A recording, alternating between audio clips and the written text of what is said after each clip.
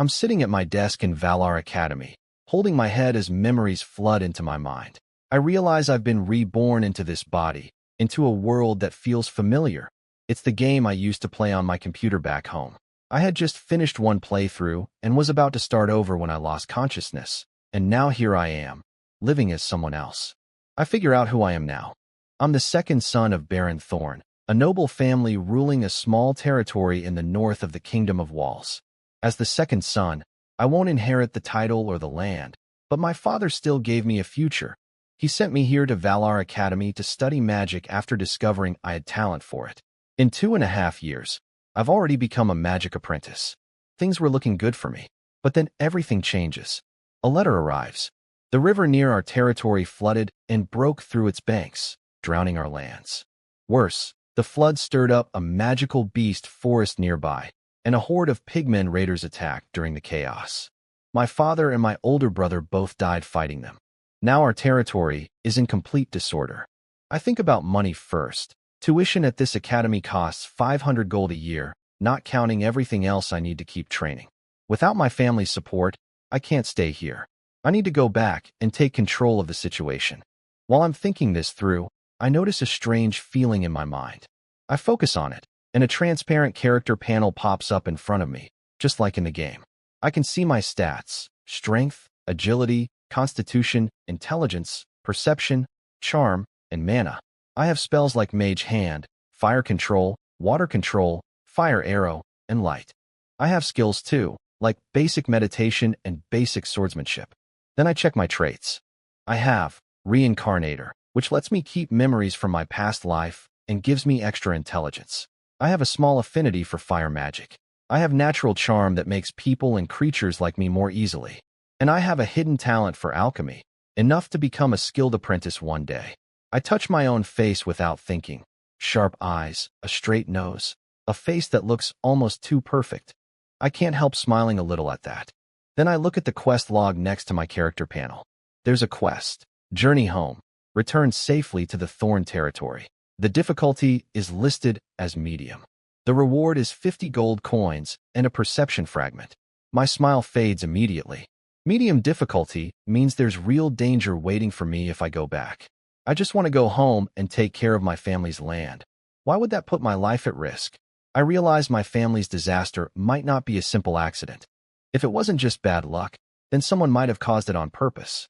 Or even if they didn't cause it, people could be circling now like wolves, ready to tear apart what's left of my family while we're weak. I remember that even in the modern world I came from, there were dangerous, cut-off lines you didn't want to fall below. In a kingdom like this, with no real law to protect a weakened noble family, that danger is even greater. I decide not to rush. The title and the land will still be there whether I return now or later. What matters most right now is staying alive and getting stronger. If I have enough power, no wolf will be able to touch me. While I'm lost in thought, a girl in a fancy robe leans over and nudges my arm. It's Eunice Lancer, a golden-haired girl with twin tails, smirking at me with her usual proud, cat-like expression. She teases me, saying this is the first time she's ever seen me lose focus during Professor Caleb's class. I look up at her pretty face and answer honestly, without hiding anything. I tell her that something happened, and I'm troubled by it. Seeing the normally serious and composed me suddenly look so lost surprises her. The contrast catches her off guard, and I notice her blue eyes soften with concern, like she wants to pull me into a hug. Eunice keeps her chin up like always, even though I can tell she's worried about me. She tells me there's nothing she can't fix, and that today she'll give me a chance to ask her for help. I know Eunice is rich. She's been my desk mate for 2.5 years, and one day she'll lead the Golden Rose Merchant Guild. I decide I need to hold on to this golden opportunity. So I go along with it and say, sincerely, that I beg for her help, calling her wise and generous. Eunice freezes. She's used to teasing me, not the other way around. My usual cold and serious self complimenting her catches her completely off guard. Her pale cheeks turn pink, and she tells me to stop looking at her like that and just say what I want. I tell her I want to borrow money. She mutters something about taking pity on me since I asked so nicely, then quickly pulls off the small money pouch tied to her waist and hands it to me. Class ends right then, and she rushes off with a red face, looking like a startled rabbit. I'm left holding her pouch, feeling strange. I only wanted to borrow a few gold coins, but she just gave me her whole pouch. I wonder when exactly I earned this much trust from her. Was my old self really that charming without even knowing it? I realized the pouch is actually a small dimensional bag, a magic storage item worth at least 50 magic stones, way more valuable than gold coins. I tuck it away carefully and head back to my dorm to count what's inside. 123 gold coins drop onto my table, coin by coin. I'm amazed. I've only saved 27 gold coins myself in 2.5 years of pinching pennies for my studies. Meanwhile, back in her own room, Eunice rolls around on her bed in embarrassment, realizing she gave away her whole dimensional bag, with all the spending money she had left for the month. She can't explain why she did it, but she keeps thinking about how lost and helpless I looked earlier, and it bothers her in a way she doesn't understand. I have no idea any of this is happening. I just think I got lucky with one compliment and one favor. I pack up my few belongings, spare robes, a small jar of focus ointment, half a vial of soothing potion, some basic spellbooks, and a bag of spell materials. Nothing too valuable. That night, I lie down and rub focus ointment on my temples, then start meditating using the technique from my basic meditation book. I picture geometric shapes with my mind, over and over, pulling invisible elemental particles from the air into my body, slowly building up mana. Normally, I can only do this 9 times before I'm exhausted, even with the ointment's help. Tonight, I do it 21 times before I finally run out of strength. When I check my status panel, my mana has gone from 91 to 93, and my meditation skill has gained experience too. I'm thrilled. At this pace, I could become a full mage within a week, way ahead of my original 6-month goal. But becoming a real mage means I need special potions and a ritual circle, and those materials together cost at least 100 gold coins, even with my student discount. I touch my newly fattened pouch and think hard. If I keep spending without earning, I'll be broke again within a week. I need a side income, or, more realistically, I need to borrow more money. The next day, in Professor Caleb's open class, Eunice walks in with her chin held high as always, looking proud like a little lion cub. The moment she enters, my eyes lock onto her. When she instinctively looks around for me, she meets my burning stare immediately, a stare full of nothing but pure, single-minded hunger for gold. I notice Eunice tensing up as I stare at her, but she still puts on her usual teasing tone in front of the other students, calling my eyes, like a puppy's. I cut her off first, telling her she looks tired, asking if she slept badly last night. She freezes, then nods without thinking. She really didn't sleep well, because of me. She wonders if I'm actually worried about her. I take out her dimensional bag and hand it back, apologizing for not returning it sooner, saying I must have made her worry all night. She quickly shakes her head and says she wasn't worried at all, but seeing my guilty face makes her chest tighten for no reason. Seeing her fluster like this, I know my plan is working. I mention that I'm about to become a full mage, and in her excitement and admiration, I manage to borrow 200 more gold coins from her. She ends up holding a signed IOU from me, and I walk away with her pocket money. When she sees I'm about to go buy potions and ritual materials, she stops me and offers to take me somewhere cheaper, insisting she's not doing it because she cares, just that she doesn't want me wasting money. I happily agree, calling her Lady Eunice, which she tells me to stop doing because it sounds insincere. As we leave the classroom together, bickering, the room goes quiet behind us, then erupts into gossip. Some boy complains jealously about what Eunice could possibly see in me, and everyone laughs at him until he runs off embarrassed. Truthfully, it's not hard to guess. I'm good-looking, talented, and one of the best mage students among the nobles here, even if I usually keep to myself. Eunice leads me to the Academy Plaza, full of buildings made of marble, bronze, and glass. A massive steam airship roars overhead, and even though I've seen this many times before, it still amazes me. Eunice barely reacts, already used to it. She brings me to a shop marked with a golden flame. The Golden Flame Merchant Guild, one of the kingdom's top guilds, and the future version of the Golden Rose Guild she's meant to lead one day. I've never shopped here before since it's expensive. When we walk in, the female attendant greets Eunice with deep respect, calling her Miss Eunice. Eunice says she's just showing a friend around, sounding suddenly proud and commanding. nothing like her usual playful self. The attendant, Dana Ross, asks what I need.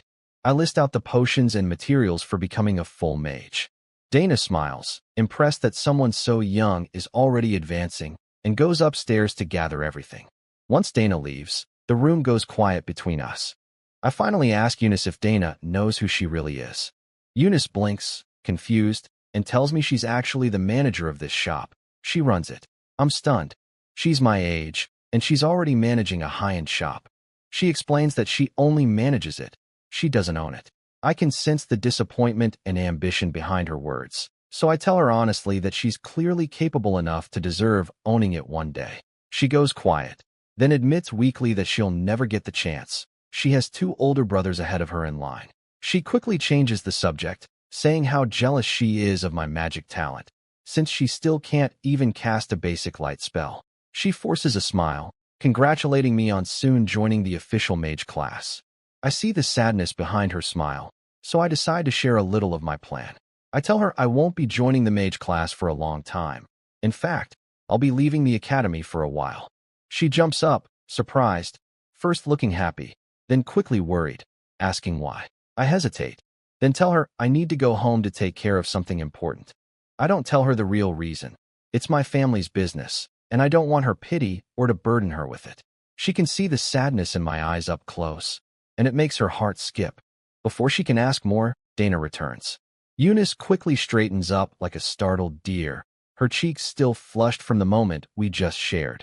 Dana brings out the potions and ritual materials I asked for, but before I can pay, Eunice pulls out her gold card and pays for everything herself, saying it's just a one-time favor since I'm her friend. I lean into it, calling her generous and kind, even saying she's like the sun to me. She gets flustered and embarrassed, swatting at me with her twin ponytails before practically running back into the shop like a startled cat. I feel a little disappointed I didn't get to flatter her more. A rich friend like her deserves all the appreciation I can give. Since I just saved a lot of money, I decide to spend it on extra gear instead. I visit a cheap equipment shop and my usual potion shop, spending 53 gold coins on leather armor, a short sword, a wrist crossbow, 10 poisoned arrows, 5 jars of focus ointment, and 10 bottles of minor awakening potion. Useful for restoring mental energy, even though normally I'd never buy that many at once. I also asked Professor Caleb for some time off. Back in my dorm, I drink a potion and apply the ointment right away, and through my status panel, I can watch every bit of progress in real time. My meditation skill reaches max level, and my mana jumps from 93 to 99 in just 3 days, way faster than I expected. Mastering meditation lets me split my focus into 2 streams at once, doubling how fast I absorb mana, which helps offset the side effect of overusing potions too quickly. I can feel my mana ready to overflow. I'm close to a real breakthrough. To become an official mage, I need to learn a Tier 1 spell and build something called a mana channel inside my body, which lets me recover mana naturally and hold even more of it. To do this safely, I pay 5 gold coins to use the Academy's meditation room and set up a ritual circle using the materials I bought. This circle is one of the few the school teaches for free. It's used to calm and control the wild raw mana in the air so experiments don't go wrong. Sitting in the center of the circle, I drink the powerful mana potion in one gulp. Pure, intense mana explodes inside me immediately, causing sharp pain through my whole body. I quickly use my mental focus along with the ritual circle to control the wild mana, guiding it gently through every part of my body until it connects with my mind. In that moment, with my mind completely calm, instinct takes over. I picture a perfect geometric shape forming deep in my consciousness. Circles, triangles, and squares stacked together. At the very center, an eye opens. It's my own eye. I can suddenly sense every part of my body, every bone, every organ, every drop of blood. My rising mental power locks down all the wild mana inside me.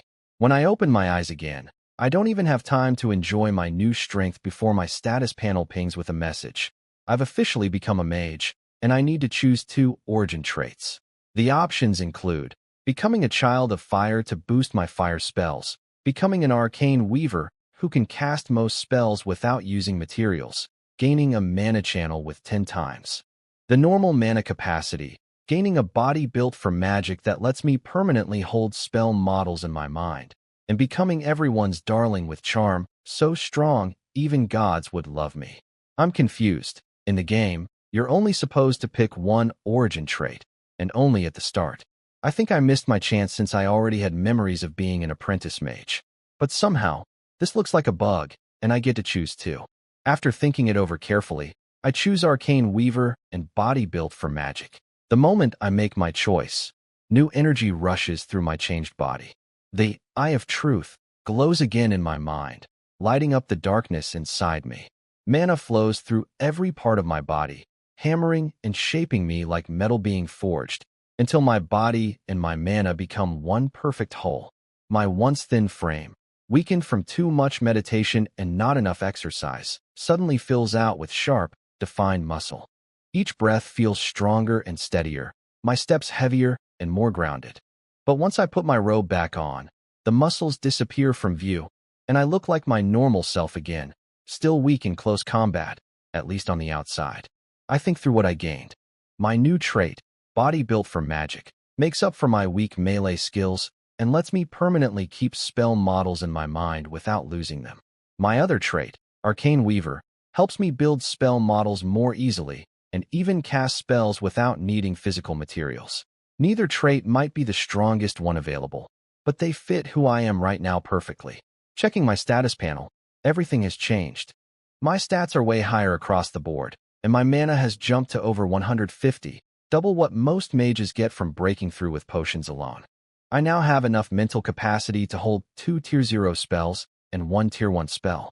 As a student here, I get a discount on my first Tier 1 spell, so it'll only cost me 100 gold. The only thing missing is advanced meditation, the real key to becoming a true high-level mage.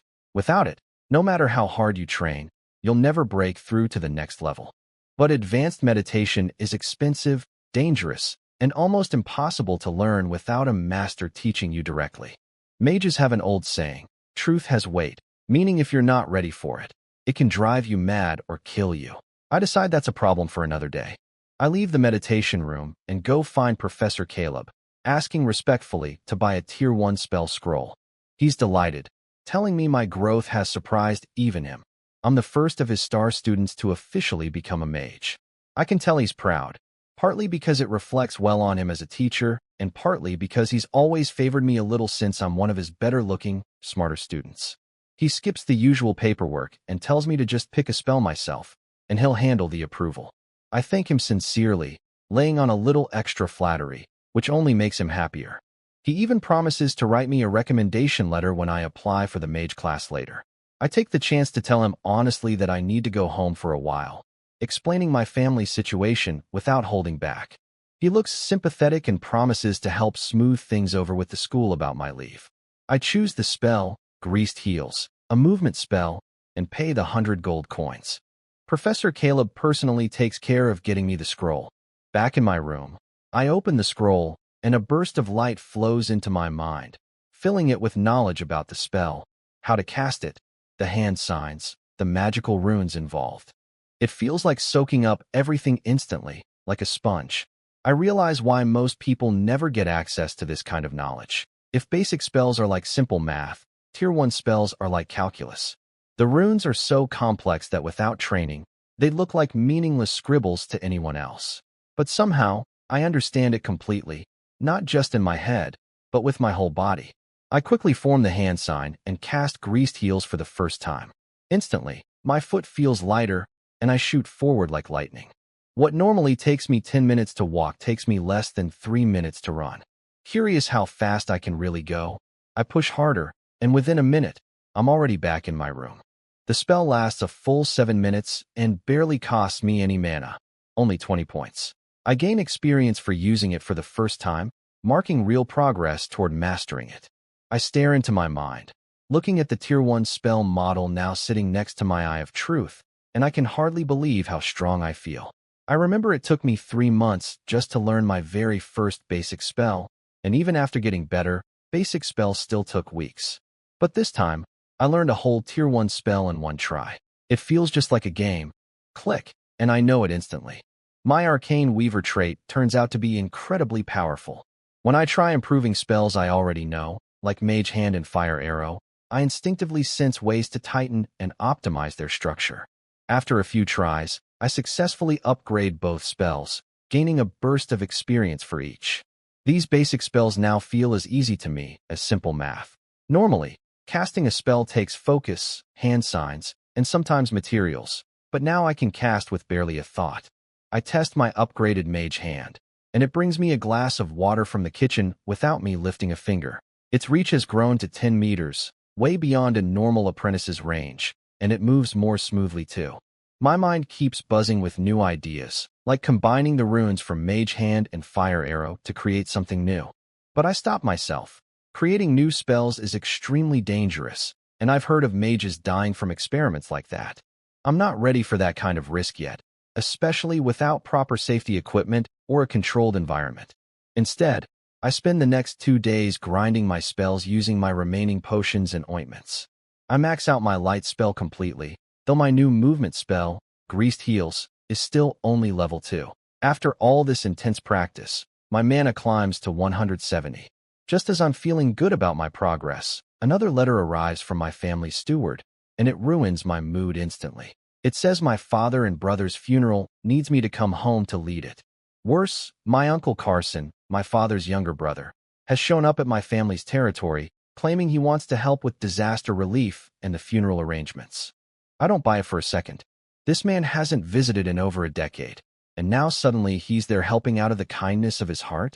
He's clearly trying to use this crisis to take control while I'm away. If I wait any longer, he might win over the people and leave me with nothing but an empty title when I finally return. I expected vultures to circle eventually, but not this fast.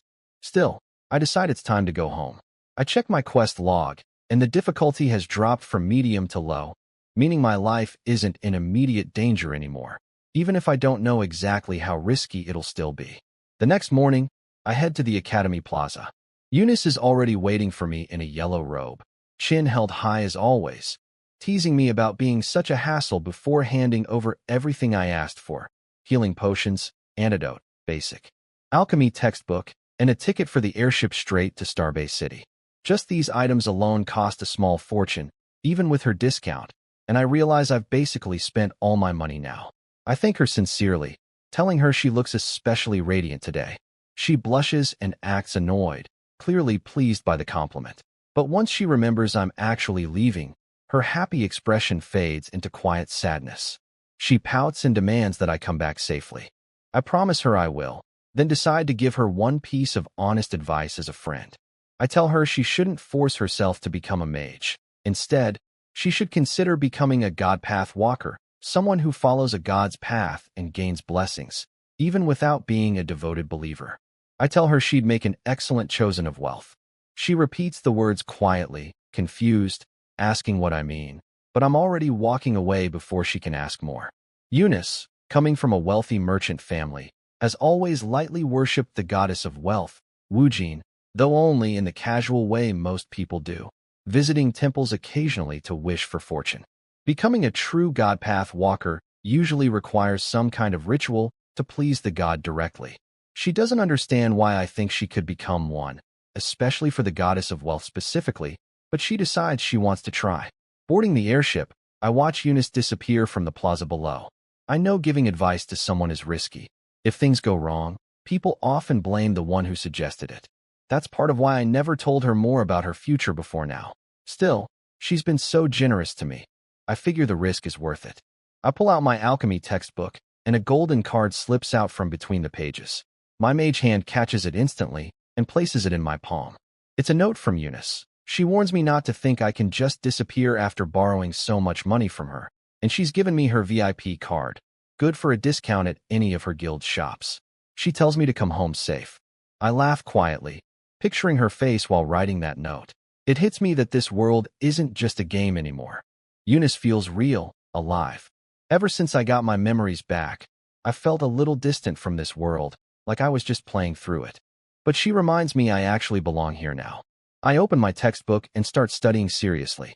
The dense alchemy knowledge that would confuse most people flows easily into my mind. I understand everything instantly. Then I get angry. Realizing the healing potion I paid 30 gold coins for, even discounted, probably costs less than 5 silver coins to make. This industry is wildly profitable, and I decide I want in on it. For the next 3 days, I barely put the book down. I sleep 8 hours, recover my mana, train my greased heels spell, then go right back to studying. In just 3 days, I nearly master a subject that normally takes mages months or years to learn. I'm basically skilled enough to be a doctor now, though not quite a true alchemist yet. Real potion making requires spells I don't have yet, like extraction and magic flame. I'm annoyed that the book explains the theory but skips the actual recipes, except for something called magic water, purified water infused with mana through distillation, used as a base for potions. It's worth real money, but making a single ton of it would barely earn me 1 gold coin, which sounds like backbreaking work for very little reward. I decide that's clearly not the way to get rich in this business. Eventually, I land in Starbase City, the closest major city to the northern border, known for its star-shaped harbor.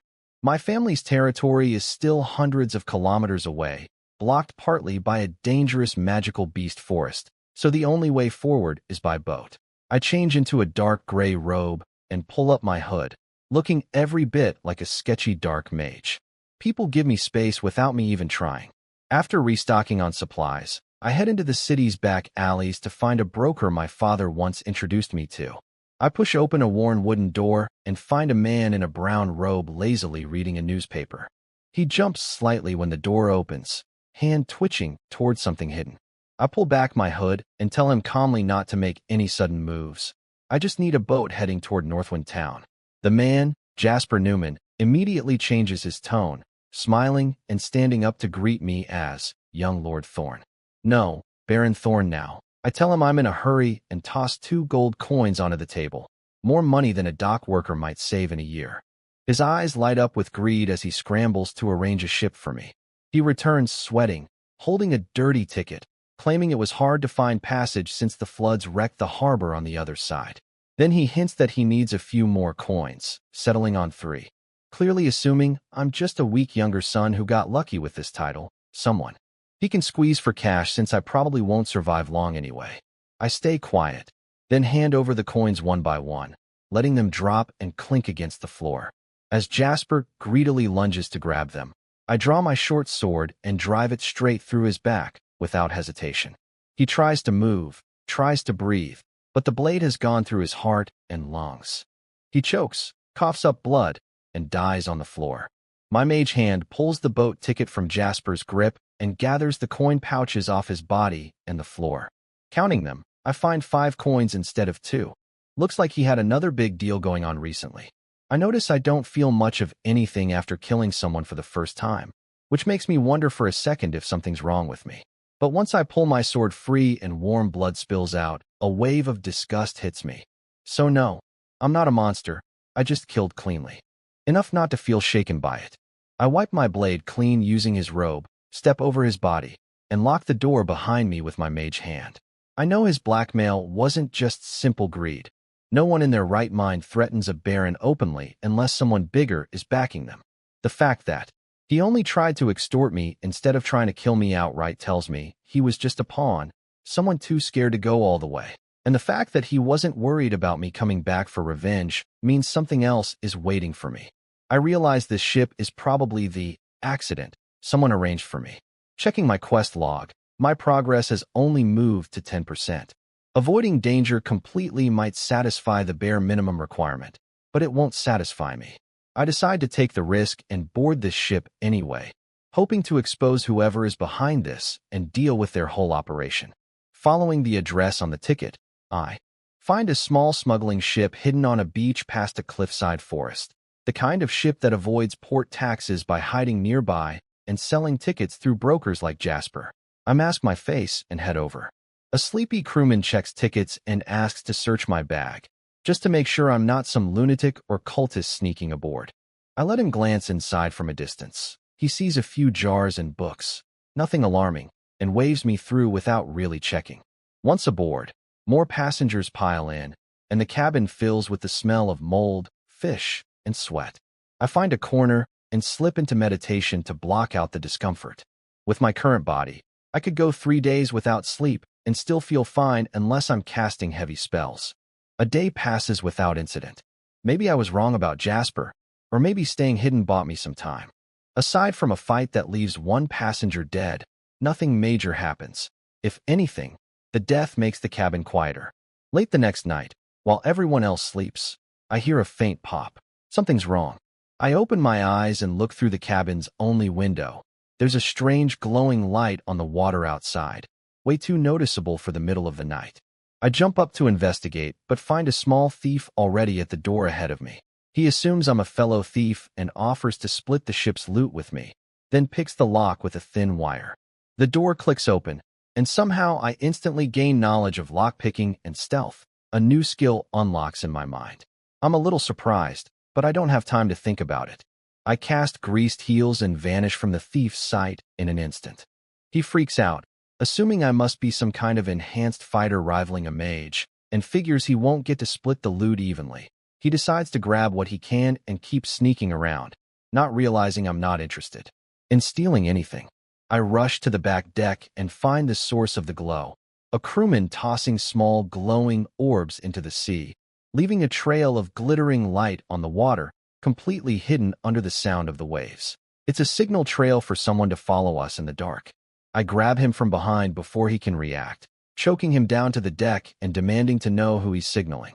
Terrified, he confesses everything. Someone paid him 2 silver coins to throw the orbs overboard at night, and that's all he knows.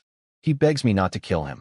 Looking past him toward the stern, I see firelight cutting through the darkness, outlining a ship flying a black and red flag, a pirate ship. So this is the accident meant for me.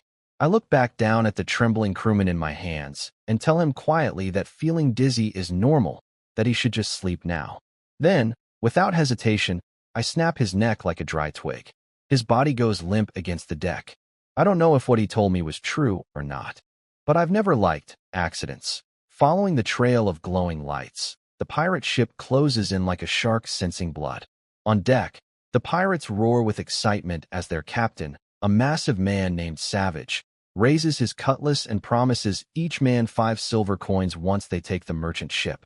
Inside the captain's quarters, 2 men wait, a thin assassin in leather armor, and a well-dressed, arrogant man named Lauren. Savage demands Lauren arrange his escape after this job, since killing a baron is a death sentence if he's caught. Lauren coldly reminds him he always risks his neck doing dirty work and promises payment from the Kevin family if Savage just does his job. Satisfied, Savage storms out. Lauren quietly tells the assassin to follow Savage and finish the job regardless. He'll get paid either way. The pirate ship crashes into ours. Pirates flood the deck, and chaos erupts as panicked passengers collide with attackers. I press myself against a wall in the shadows.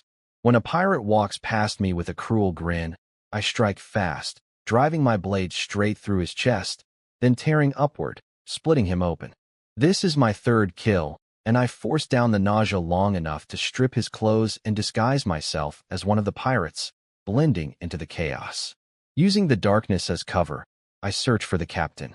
Savage is easy to spot. His cutlass, flintlock pistol, and 3 gold rings make him stand out even in the chaos. I push through the fighting, closing in on him. When I get within 10 meters, Savage suddenly turns and looks straight at me, his eyes flashing with fear from some potion-enhanced instinct warning him of danger. I don't realize he's sensed something's wrong. I think he spotted me as an intruder, so I quickly lie, saying I found a soft, noble-looking kid hiding below deck. Before I finish talking, he fires his pistol point blank. The gun has never missed a target within 50 meters. Smoke fills the air, and Savage gasps, thinking he's safe, but the danger doesn't fade. It gets worse. To his shock, I'm still standing. Even with a bullet hole clearly visible in my chest, smoke still rising from the wound. The bullet had punched through my cheap armor and lodged in my flesh, but it didn't stop me. I push through the pain and close the distance in a heartbeat.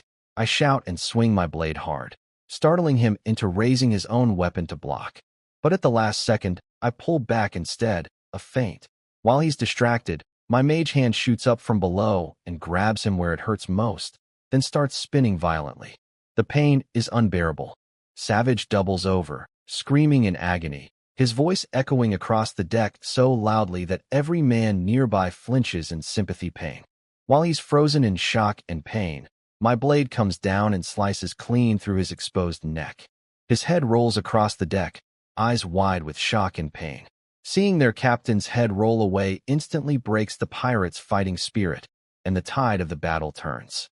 In the shadows, the assassin watching everything freezes in disbelief. Barely 15 seconds passed between me attacking and Savage dying. He curses Lauren under his breath for not warning him about a monster like me. He almost backs out, but greed for his payment wins out, and he steels himself to try anyway. He throws a smoke bomb laced with poison at my feet. Thick toxic smoke explodes around me, swallowing me from view. He grips his crossbow tightly, aiming at the edge of the smoke, ready to strike the moment I try to escape. Instead, a blinding flash of light bursts from inside the smoke. I cast light on my sword. The glowing blade bursts out of the smoke like a bolt of lightning, flying straight toward where the assassin is hiding. It misses him, slamming into the deck just 2 steps to his side, but the bright light from the blade completely exposes his hiding spot. The assassin's mouth drops open as the truth hits him. I'm a mage. He realizes he was set up. He was only told to help finish off a weak nobleman's son, not fight an actual mage. The 30 gold coins he thought he'd earn easily now feel like a death sentence. Before he can even react, I gather fire in my palm and fire 3 fire arrows at once, instantly, with no warning. The spells slam directly into his face. He screams, engulfed in flames, and collapses next to the glowing sword, his body going still soon after. I cough my way out of the poisoned smoke, muttering that he was weaker than I expected. Just to be safe, I down an antidote and a healing potion, then dig the bullet out of my chest. The wound closes up almost instantly thanks to the potion. Still moving fast from my greased heels spell, I rush toward the pirate ship like a ghost. The remaining pirates scatter in terror at the sight of me. They've never dealt with anything like this. Seeing their captain's headless body and the burned corpse of the assassin is more than enough to convince them I'm not worth fighting. I spot lights still glowing from the captain's quarters and kick the heavy door open. Inside, a man named Lauren mistakes me for one of Savage's pirates and arrogantly demands to know if Savage finished the job. I smile, realizing I've stumbled onto something even better than I expected, direct information about who's behind all this. When he senses something's wrong, he reaches for his belt, but I'm faster. I grab his wrist, pull out the dagger hidden there, and twist his arm hard enough to snap the bone. Before he can scream, I pin him to the floor with my knee on his throat, choking off his air, and start using a memory extraction spell on him. Terrified he's about to be beaten to death, Lauren spills everything. He admits his cousin, a steward named Fuluin, paid him 200 gold coins to deal with the returning young Baron Thorn, meaning me. Lauren kept 100 for himself, used some to put a bounty on my whereabouts in Starbase City, and paid the rest to the pirate captain and the assassin. He even offers me his hidden savings at home in exchange for his life. I can't help but laugh at how foolish and greedy he is. I take his coin purse and keep pressing him for more information, asking who Fuluin's cousin really works for. After breaking another one of his fingers for trying to dodge the question, he finally screams out the truth. Viscount Kevin. His cousin works as Kevin's steward. Once I've gotten everything useful out of him, I take his own dagger and stab it straight into the back of his skull without hesitation. I take a breath and search the captain's quarters thoroughly. I find Savage's journal and several letters proving his connections to corrupt nobles and merchants in Starbase City. Evidence of years of piracy and murder done on their behalf. I decide to keep these letters. They might be useful later. Checking my quest log, my progress jumps to 85%. I'm clearly on the right track. The name, Viscount Kevin, Hadrian Kevin, a vassal under Count Wedelbro, means nothing to me personally. I don't know what my father could have done to make an enemy of him, since political matters were always passed down to my older brother, not me. Still, knowing who my enemy is makes everything simpler from here. I burn Lauren's body using fire arrow, then use the light to search further, smashing through a wall and floor until I find a hidden compartment. Inside is a small chest filled with copper, silver, and a few gold coins, along with a worn notebook. I'm a little disappointed by how little money there is, especially knowing Savage once spent a fortune on a rare potion that gave him supernatural reflexes. The notebook turns out to be a combat technique manual for something called Disarming Strike. I remember now. That was the same move Savage used right before I countered him with my mage hand. I practiced the motion once and immediately gained the skill myself, marking real progress in learning it. I think to myself that learning new things really does come easy to me now. Every new skill is useful, especially one as practical as this. Far better than the basic swordsmanship I learned as a kid from a night back home. I pack everything up and step out of the captain's quarters. Outside, the fighting has stopped. The surviving merchants are now celebrating their survival and cursing the dead pirates. I walk back onto the merchant ship's deck with steady steps, and everyone stares at me with awe. The captain rushes over, fawning, thanking me for saving them. I cut him off and ask if he's heading to Northwind Town to sell grain. He's confused, wondering why I care about his business. I pull off my mask, revealing my face, and tell him plainly, I'm Lorien Thorn, Baron of Northwind Town, and I'm buying his entire shipment of grain. He can name his price. He nearly collapses, dropping to his knees in fear. He'd planned to sell that grain at inflated prices to people suffering from the flood back home, and now he's standing right in front of the Baron whose land he intended to profit from. He begs to give it to me for free, terrified for his life. I shake my head and tell him that wouldn't be right. That would make me no better than the pirates. In the end, I buy his entire 20,000 pounds of grain at a fair price, paying him 200 gold coins. He's overjoyed. He didn't make his big profit, but at least he broke even and kept his life. He immediately rallies his crew to rush the delivery to my territory, partly out of gratitude and partly out of fear I might change my mind. Looking around, I spot the thief from earlier hiding in a corner, looking like he might cry. Realizing the fellow thief he tried to team up with is actually a baron. I just chuckle and look away. After a quiet pause, one of the passengers nervously approaches and asks if he can buy a few loaves of bread, explaining he wants to check on his uncle back home, who might be starving because of the flood. I say yes, and that opens the floodgates. More passengers step forward too, some wanting food for their families, some for themselves. With the pirates' bodies still on deck, nobody dares think about reselling any of this grain for profit now. I let the ship's captain handle collecting payment and arrange for everything, grain included, to be delivered straight to my territory. The captain, now fully aware of who I am, even offers me his own quarters for the rest of the trip, which I gladly accept instead of going back to that cramped, smelly cabin. 3 days later, the ship finally reaches my homeland. My quest log lights up, mission complete. I receive the base reward of 50 gold coins and a perception fragment, plus a bonus reward of 100 gold coins, a new Tier 1 spell called Eye of Inspection, and a new trait called Vigilance, which sharpens my sense of danger far beyond normal people. 150 gold coins appear in my bag, and the knowledge for my new spell floods into my mind instantly thanks to my high intelligence. The spell normally needs an undamaged eyeball as a material, but I realize with my sharp insight that I can cast it without one too.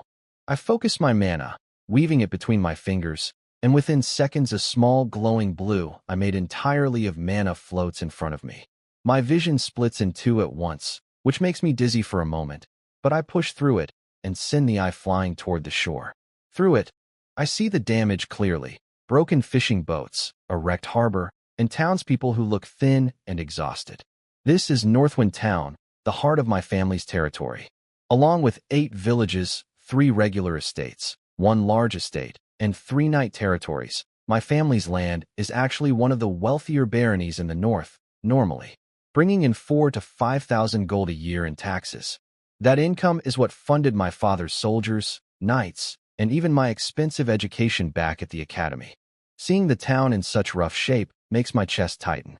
My new spell reaches its limit at 10 meters and drains my focus the longer I use it, but it's cheap, subtle, and useful enough to be worth it. As I rub my aching temples, a shaky voice calls out, "Young master, is that you, Lorien?" I turn and see an elderly man approaching, well-dressed despite his exhaustion. I immediately recognize him. Steward Ed, his full name is Ed Dawson, a loyal servant of our family for generations, dating back to his grandfather's time.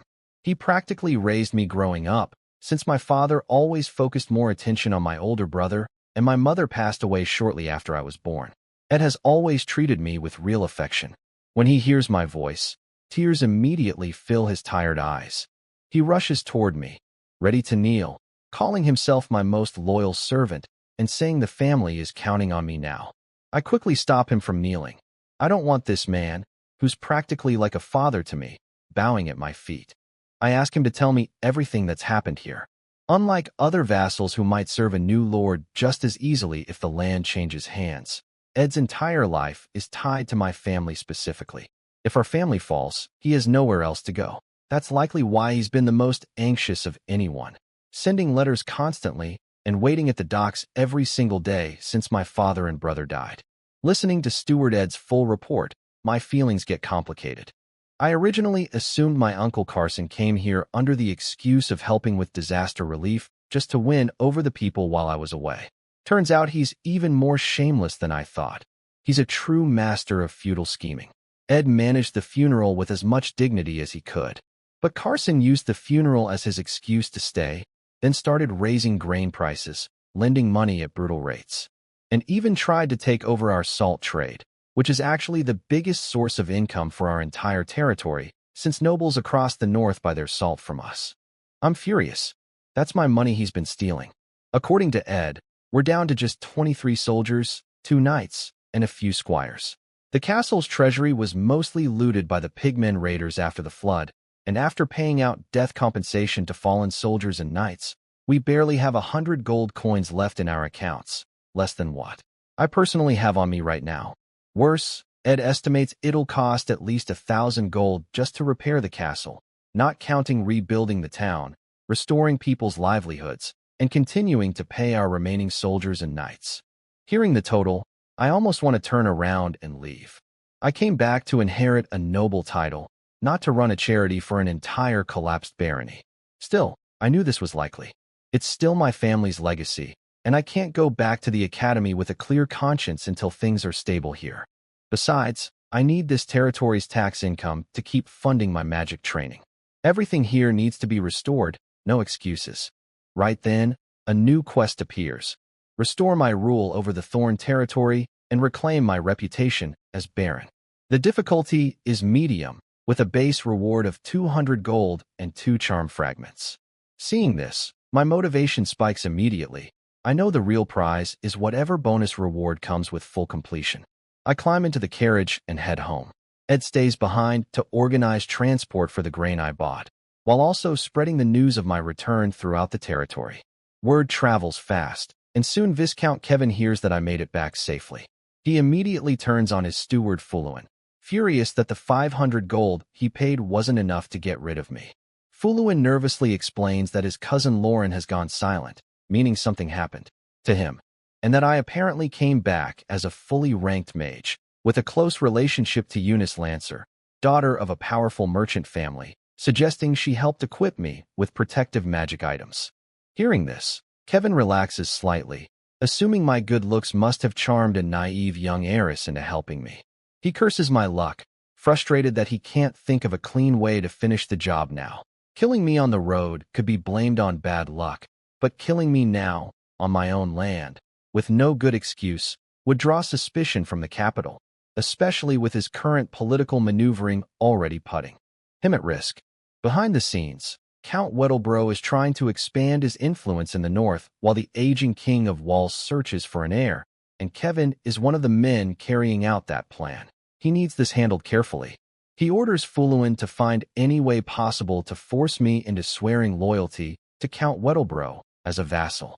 Fuluin, frustrated and humiliated, passes the pressure down to my Uncle Carson instead, vaguely threatening him to handle it, however necessary, fully prepared to let Carson take the blame if anything goes wrong. Meanwhile, Carson panics the moment he hears I'm back. He had already convinced himself he'd inherit the barony once I died along the way. Trying to calm himself down, he decides he still has a chance. He tells himself I'm young and will need his help to secure my position, and that Viscount Kevin's backing will make everything work out. Not yet knowing Fuluin's letter is already on its way, he goes to find Sir Ralph, one of our 2 remaining knights, to start making his own moves. As my carriage finally rolls up to the old castle, I see it standing damaged but barely livable after some quick repairs. Casting my eye of inspection again as I look around earns me more experience, and I notice my mana has climbed to 183 from all this repeated spell casting. It works almost like meditation. Seeing how close I am to 200 mana gives me confidence. Official mages have 3 ranks. The first needs at least 100 mana, the second 400, and the third 800. At this rate, I won't be far from reaching the second rank. News of my return has already spread to all the household staff. By the time my carriage reaches the castle, the village elder, blacksmith, stable master, and doctor are all waiting for me. They bow as I step out, but I can see doubt and worry in their eyes. I'm too young, and they're not sure I can handle being barren. We gather in the manor hall, and they each lay out their problems. The elder tells me the flood and the pigmen attacks killed and injured many people, and the flooded farmland will hurt next year's crops. The blacksmith says half the weapons and armor are ruined, and he doesn't have enough iron. Plus, he wants his wages. The stable master reports we're down to just 23 war horses, 9 draft horses, and 12 oxen, with not enough feed to go around. The doctor warns that too many deaths combined with low herb supplies could lead to disease outbreaks soon. Everyone stares at me, basically asking for money one way or another. The whole territory feels like a sinking ship, and they're all afraid they won't get paid before it goes under. I stand up and address them sharply, telling them their wages aren't even due yet, and asking if this is their way of pressuring me. I let them feel a bit of the pressure that comes from being a mage and a noble, a sense of authority that makes them all instinctively lower their heads. Then I soften my tone slightly, promising they'll get their money and their bread, but that I expect loyalty in return. I have no use for servants who don't listen. They all relax a little, but I quickly shift the conversation towards something more important to me: my 2 remaining knights. The fact that neither of them showed up to greet me feels like a deliberate insult. Just as I'm thinking this, I hear hoofbeats approaching. A fully armored knight rides up with 3 squires behind him, his armor and even his horse covered in our family's dragon crest. He dismounts quickly, and his squires carry in a massive boar as a gift. When he removes his helmet, I recognize him immediately. It's Sir Ken, the man who taught me basic swordsmanship as a kid. He kneels before me, formally swearing loyalty as my knight. I greet him warmly, mentioning that the swordsmanship I know, I learned from him. He apologizes for being late, explaining he wanted to hunt this boar specially to welcome me home. I'm pleased, and I walk over to pat his shoulder, telling him to rise. Then I turn toward the bound boar, raise my hand, and blast it with a stream of fire, instantly searing off its skin and bristles until it's perfectly roasted, filling the room with the smell of cooked meat. I tell everyone, half joking, that I picked up a few magic tricks at the academy, and invite them all to stay for a proper meal tonight. Everyone reacts with stunned fear, nodding immediately. Sir Ken looks at me with real respect now. He once took a special potion years ago that pushed his body beyond normal limits, almost reaching the level of a great knight, but age and an old injury from fighting the pigmen have weakened him since. By mage standards, he's somewhere between rank 2 and 3 now. My display of power doesn't actually threaten him, but like most people, he naturally respects mages, especially one as young as me. Whatever doubts he had about my age disappear. Being this strong at my age only proves how much potential I have. I noticed something interesting. The faint sense of danger I'd felt standing near him earlier disappears completely after my little display. My vigilance trait picked up on real tension, not because Ken was hostile, but because some part of him doubted me. Now that doubt is gone, and I realize he's someone worth winning over properly. I bring out a healing potion and hand it to him, mentioning that Ed told me about an old wound from his battle with the pigmen. He recognizes the potion immediately, drinks it without hesitation, then removes his armor to reveal a stubborn wound on his stomach that's been healing slowly. And right there in front of everyone, it visibly closes up before their eyes. The doctor gasps, completely amazed.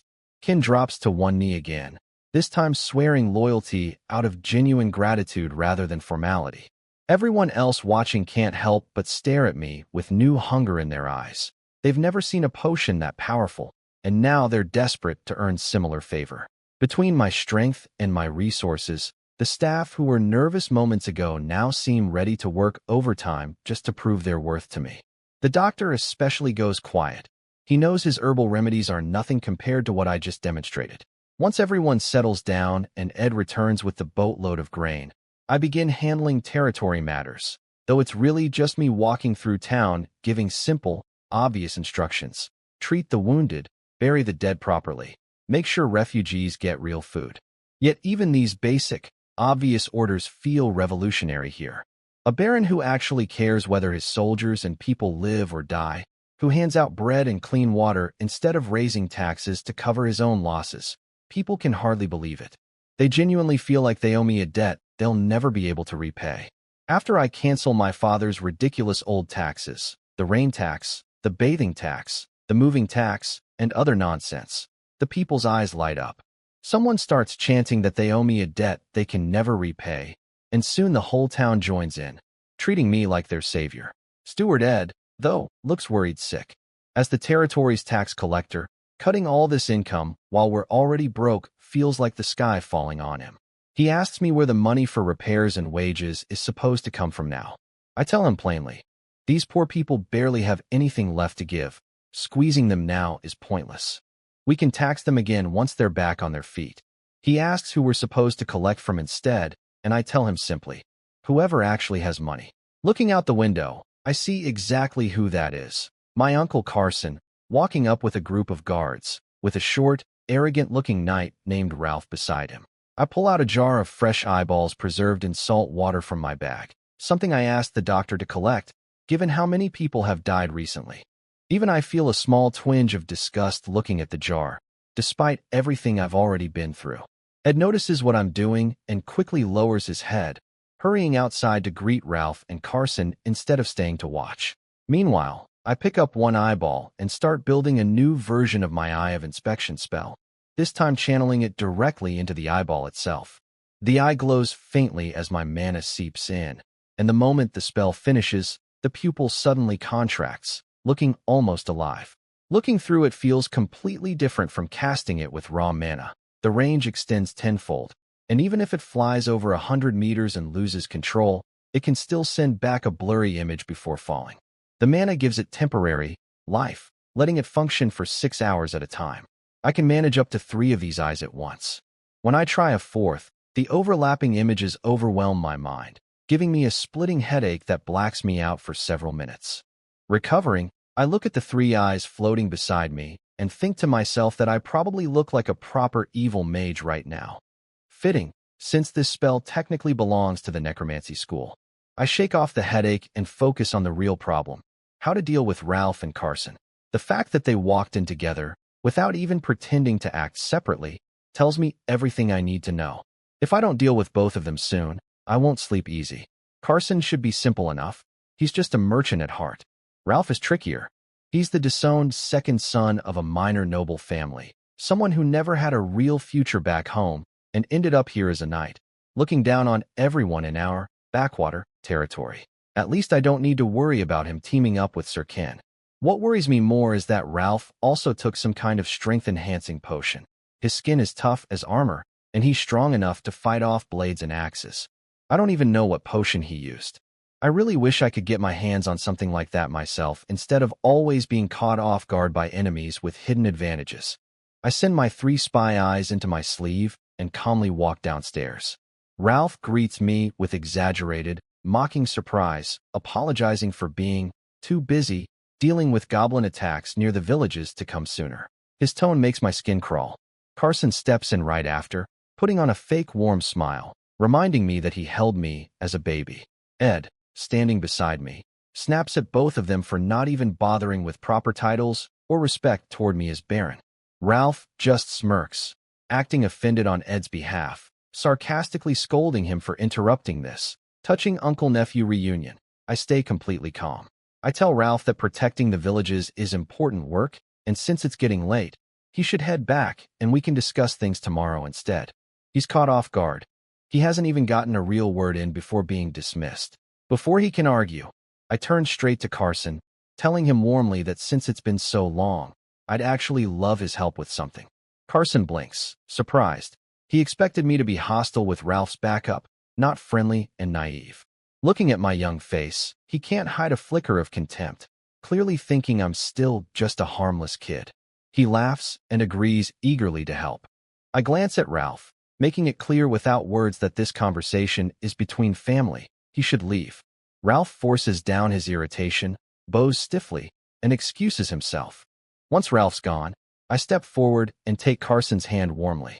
In that same instant, one of my spy eyes slips quietly from my sleeve into his, completely unnoticed. Smiling wider, I invite him to sit down with me. I sit Carson down and immediately start complaining about money, rebuilding the flooded town, repairing the castle, paying soldiers and knights, all while my father's savings were wiped out by the pigmen raid. Carson seems confused at first, clearly expecting me to confront him about the grain price gouging and the salt mine scheme instead. He sighs along with me dramatically, secretly thinking I'm an idiot for spending money on peasants and dead soldiers' families when I could be raising taxes and seizing land instead. While he's busy thinking how easily he could run this territory better than me, he notices I'm staring at him intensely, which startles him. I push directly. "Uncle Carson, I've told you all this, and you have nothing to offer?" He fumbles, clearly uncomfortable, since money is his bottom line. Glancing nervously at the soldiers around the room and his own guards stuck waiting outside, he reluctantly offers 500 silver. I jump up immediately, overjoyed, grabbing his hand, and praising his generosity loudly, as if he'd said 500 gold. He's too shocked to correct me, internally cursing my father for raising such a shameless little thief. At the same moment, Carson starts feeling an itch crawling up his back, like something burrowing into him. He panics, accusing me of cursing him with dark magic. I act completely innocent, asking if he's trying to back out of his generous offer to a baron.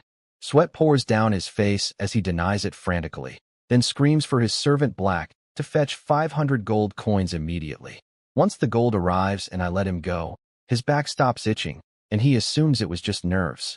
He has no idea that a living spy eye is now embedded in his back, its veins digging into his flesh, feeding off his body to sustain itself. I've discovered something new. These modified eyes of inspection are basically living things sustained by my mana. They have no offensive power against someone my level, but they work perfectly for spying.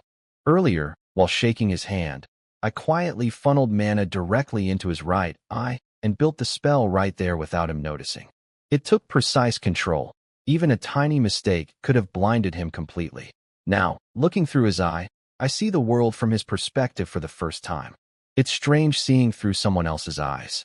His servant Black is currently consoling him by bad-mouthing me, but Black accidentally notices Carson's two mismatched eyes, one looking strangely wiser than the other, and bursts out laughing before quickly covering it with flattery, claiming that by taking 500 gold, I basically gave Carson silent permission to keep meddling in the salt trade.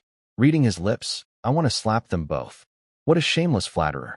I shut off the connection, annoyed, and start planning my next move. Now that I know exactly who's loyal and who isn't, it's time to win over my allies and eliminate my enemies. My quest progress for restoring the territory has already jumped to 58% just from the relief efforts and tax cuts. Dealing with Ralph by sending him off to fight goblins seems like a smart move. As for Carson, if his entire family happened to die suddenly, I'd legally inherit everything he owns anyway. Just as I'm thinking this through, Ed knocks and enters, reporting that the boar is finally cooked. I ask him casually where Carson lives. He tells me it's a village called Gaz, only about 13 kilometers away. That's convenient. As a good nephew, I should pay my dear uncle and his whole family a visit sometime soon. After the boar feast ends, I head back to my room. While reading through my alchemy book, I rework my fixed spell slot, swapping out greased heels for Eye of Inspection so I can grind its level instead. Every time I cast it, I understand the spell more deeply. Most mages spend years just learning to cast a spell properly from a scroll, but I skip straight past that, instinctively improving the spell structure to better match my own mana and mental rhythm. Normally, this kind of refinement takes a mage 10, 20, even decades to figure out. For me, it just feels natural. When something feels slightly off during casting, I adjust it on instinct.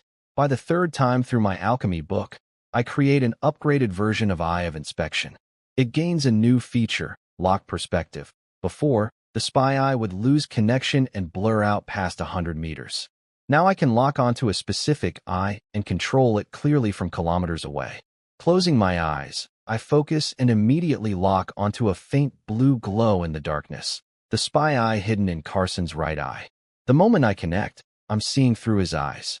Tonight, Carson is staying at Sir Ralph's night estate, the two of them talking quietly. Carson shows Ralph a letter that arrived from Steward Fulluin, treating it as the perfect opportunity.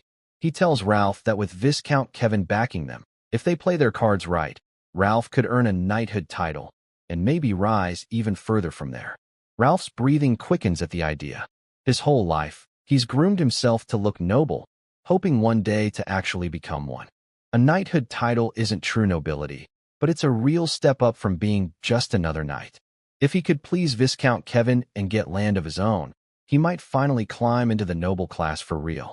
Blinded by ambition, Ralph asks what their plan actually is. Carson explains, "I'm desperate for money right now, so they'll lend it to me. When I inevitably can't pay it back, they'll demand my territory as repayment instead." Ralph objects immediately. Transferring land without the king's permission is illegal. But Carson waves this off, saying it only matters if the king finds out, and reminds him that Viscount Kevin answers to Count Weddleborough, whose influence in the north is significant enough to make problems disappear. Ralph warms up to the idea once he realizes it's actually workable. He asks what happens if I actually manage to pay the loan back. Carson laughs darkly and promises I won't. Lending money at brutal interest rates is basically his whole business. Many people in nearby villages already owe him money and have been forced into serfdom because of hidden tricks buried in his loan contracts. He plans to do the same thing to me, slowly trapping me in debt until I have nothing left. Listening to all this from miles away, lying comfortably in my own bed, I can't help laughing out loud too. I don't catch every word of their conversation, but between the letter and what I overhear, I piece together their whole plan easily. I find it almost funny. Trying to trap me using a shady loan contract is such an old, common trick among nobles. It usually only works on landless or struggling nobles, not someone like my family with actual soldiers and territory. Normally, a small-time merchant and a disgraced knight wouldn't dare try this against a baron with real military backing. But given how desperate my territory currently looks for money, I understand why they think they have an opening here. Since my land genuinely needs money right now, and they're offering to hand me cash on a silver platter, I have absolutely no reason to refuse their loan. It's almost too convenient. Exactly what I needed, delivered right to my door. Smiling to myself, I close my alchemy book and realize I've finally mastered it completely. The entire book is now permanently locked into my memory. I take a sip of healing potion just to test something, and afterward, I write down a list of ingredients on parchment: silverleaf thistle, clotting moss, and a few others, along with rough measurements, just from tasting the potion alone. My mastery of alchemy now lets me reverse engineer recipes just by sampling them, which feels incredibly useful. I plan to hand this list to the doctor so he can gather the ingredients. Even without a proper recipe to follow, I figure I can experiment myself. Even if it doesn't work perfectly, at least I'll gain experience trying. The next morning, two sturdy, broad-shouldered maids help me get ready. My old mental image of delicate, pretty maids is basically shattered by now. Out here in this remote territory, function clearly matters more than appearance when hiring staff. Ed arrives right on schedule to brief me on today's plans. With the territory in such a critical state, I know I need to personally oversee everything, or risk my orders getting ignored or twisted by people below me. After making my usual rounds through town, I meet with the doctor, collect 2 more jars of eyeballs from him, and hand over the ingredient list I wrote last night, telling him to gather everything on it for me. He nods eagerly, calling me his great lord, and immediately gets to work. After finishing my rounds through town, I head back to the castle. I barely sit down before Ed reports that Ralph and Carson have shown up again. I tell him to let them in. They're basically my walking treasure chests at this point. I ask Ed if my invitation to Sir Ken went out yet. He confirms a servant already left to fetch him. Satisfied, I put on a surprised, welcoming expression and take my seat at the head of the hall. Ralph walks in with Carson and a young, cocky-looking man trailing behind them. Ralph drops to one knee immediately, all humility now, as if yesterday's arrogance never happened. I wave it off politely and turn my attention to the young man behind him, his son, Ian. I compliment him, telling him he looks strong and will surely become a fine knight like his father someday. Ian lights up with pride. Ralph beams too, though I can tell underneath it he still sees my kindness as nothing more than a clumsy attempt to win him over. Barely worth his attention compared to the bigger prize he's after. Ralph gets straight to business, saying he heard from Carson that I'm struggling financially. He claims he was so worried he barely slept, and after talking it over with his son Ian, who apparently has connections to a wealthy noble in the city, and consulting with Carson, they've decided to generously offer me a loan to help me through this rough patch. Carson immediately backs him up, claiming the same sleepless night of concern led him to the same decision. Of course, the wealthy noble friend is completely made up. The money is really just theirs, dressed up with a fake excuse so I don't get suspicious. Ed can't help interrupting, warning me not to trust these shameless merchants. I cut him off sharply, pretending to be annoyed, and tell him to stay quiet. I have this handled. Ed plays along, lowering his head reluctantly, since we'd already planned this little act beforehand. Seeing Ed get scolded only makes Carson and Ralph more eager. They're worried I have a smart advisor who might catch on to their scheme, so they want to lock me into this deal fast. Carson rushes to offer 1,000 gold coins, presenting the loan contract. I look it over and see the interest rate is set at just 20%, much lower than the usual 50% or higher predatory rates out there. I don't fully understand all the legal tricks hidden in it, but I glance over it and complain that 1,000 gold isn't really enough. Both of them practically roll their eyes. 1,000 gold isn't exactly pocket change. Ed jumps in, asking to look at the contract more closely, which makes Carson and Ralph sweat nervously, worried he'll spot the trap. Carson quickly offers another 500. I keep pushing, and eventually Carson cracks and offers another full 1,000, his voice strained with how much it pains him. I switch instantly to a delighted smile, grabbing a quill and staring expectantly at both of them until they reluctantly send for even more gold. Carson is dying inside. He's basically emptying every coin he brought with him. I happen to know exactly how much cash he's carrying, since he counts his money out loud every night before bed, and I've been quietly listening through my spy eye. Once servants haul in 2 heavy chests of gold, I finally sign the contract, not that I ever plan to repay it, and toss it over to Carson. He treats the signed paper like a treasure, already imagining how he'll use it to drain my territory dry once I default. While they're both lost in their little fantasy, completely missing the amusement flickering behind my eyes, a servant announces that Sir Ken has arrived. I have him sent in. Ken strides in, and the moment he spots Ralph and Carson, his face twists with obvious disgust, though he holds his tongue out of respect for me. He kneels and formally asks for my orders. I gesture for him to sit, then turn to Ralph, telling them both I have something important to discuss. Carson immediately excuses himself. Now that he has his precious contract, he wants nothing more to do with this castle. Every visit here has cost him dearly. Ralph, still a little nervous after just scamming me, sits down carefully and watches me. I put on a heavy, troubled expression and tell them both that the recent goblin attacks on our villages have been weighing on me. For the sake of my people, I've decided to gather both knights and our soldiers to drive these pests off our land for good. Ralph thinks privately that wasting our limited soldiers on goblins for the sake of peasants is foolish. Surely Ken won't agree to this either. I will gladly serve you, my lord. Ken answers without a moment's hesitation, and Ralph's expression freezes on the spot. Ralph stares at Ken in disbelief, like he's hearing things. He remembers Ken as a proud, stubborn knight who answers to no one easily. He has no idea that Ken watched me heal a wound and roast a boar with fire magic, so he can't understand why Ken's suddenly so loyal. I smile, pleased with the reaction, and announce this will be my first real battle as ruler of this land. I declare that whoever performs best in this fight will earn a knighthood under House Thorn, and that both knights will receive generous rewards too if they do well. Ralph's eyes light up at the mention of money. Who wouldn't want a reward? But it's Ian, standing behind him, whose eyes practically burn with excitement at the word knighthood. Becoming a real knight is his actual dream, and hearing me say it out loud sets his ambition on fire. Yes, my lord, Ian shouts, loud enough to startle his own father. Ralph doesn't object. Having his son knighted would bring him honor too, on top of any reward money. I walk over and pat Ian's shoulder, telling him I have high hopes for him, that I want him to be the very first knight I personally raise up. He flushes with pride at my words, completely unaware that as I touch him, a thread of my mana is quietly working its way into his left eye, planting another spy eye without him noticing. After they leave, I check my quest log and find a new quest has appeared: Suppress the Goblins, medium difficulty, with a base reward of 100 gold and a perception fragment. I didn't expect this simple announcement to trigger an actual quest. I realize quests seem tied to real danger, which tells me these goblins might be more dangerous than I assumed. Good.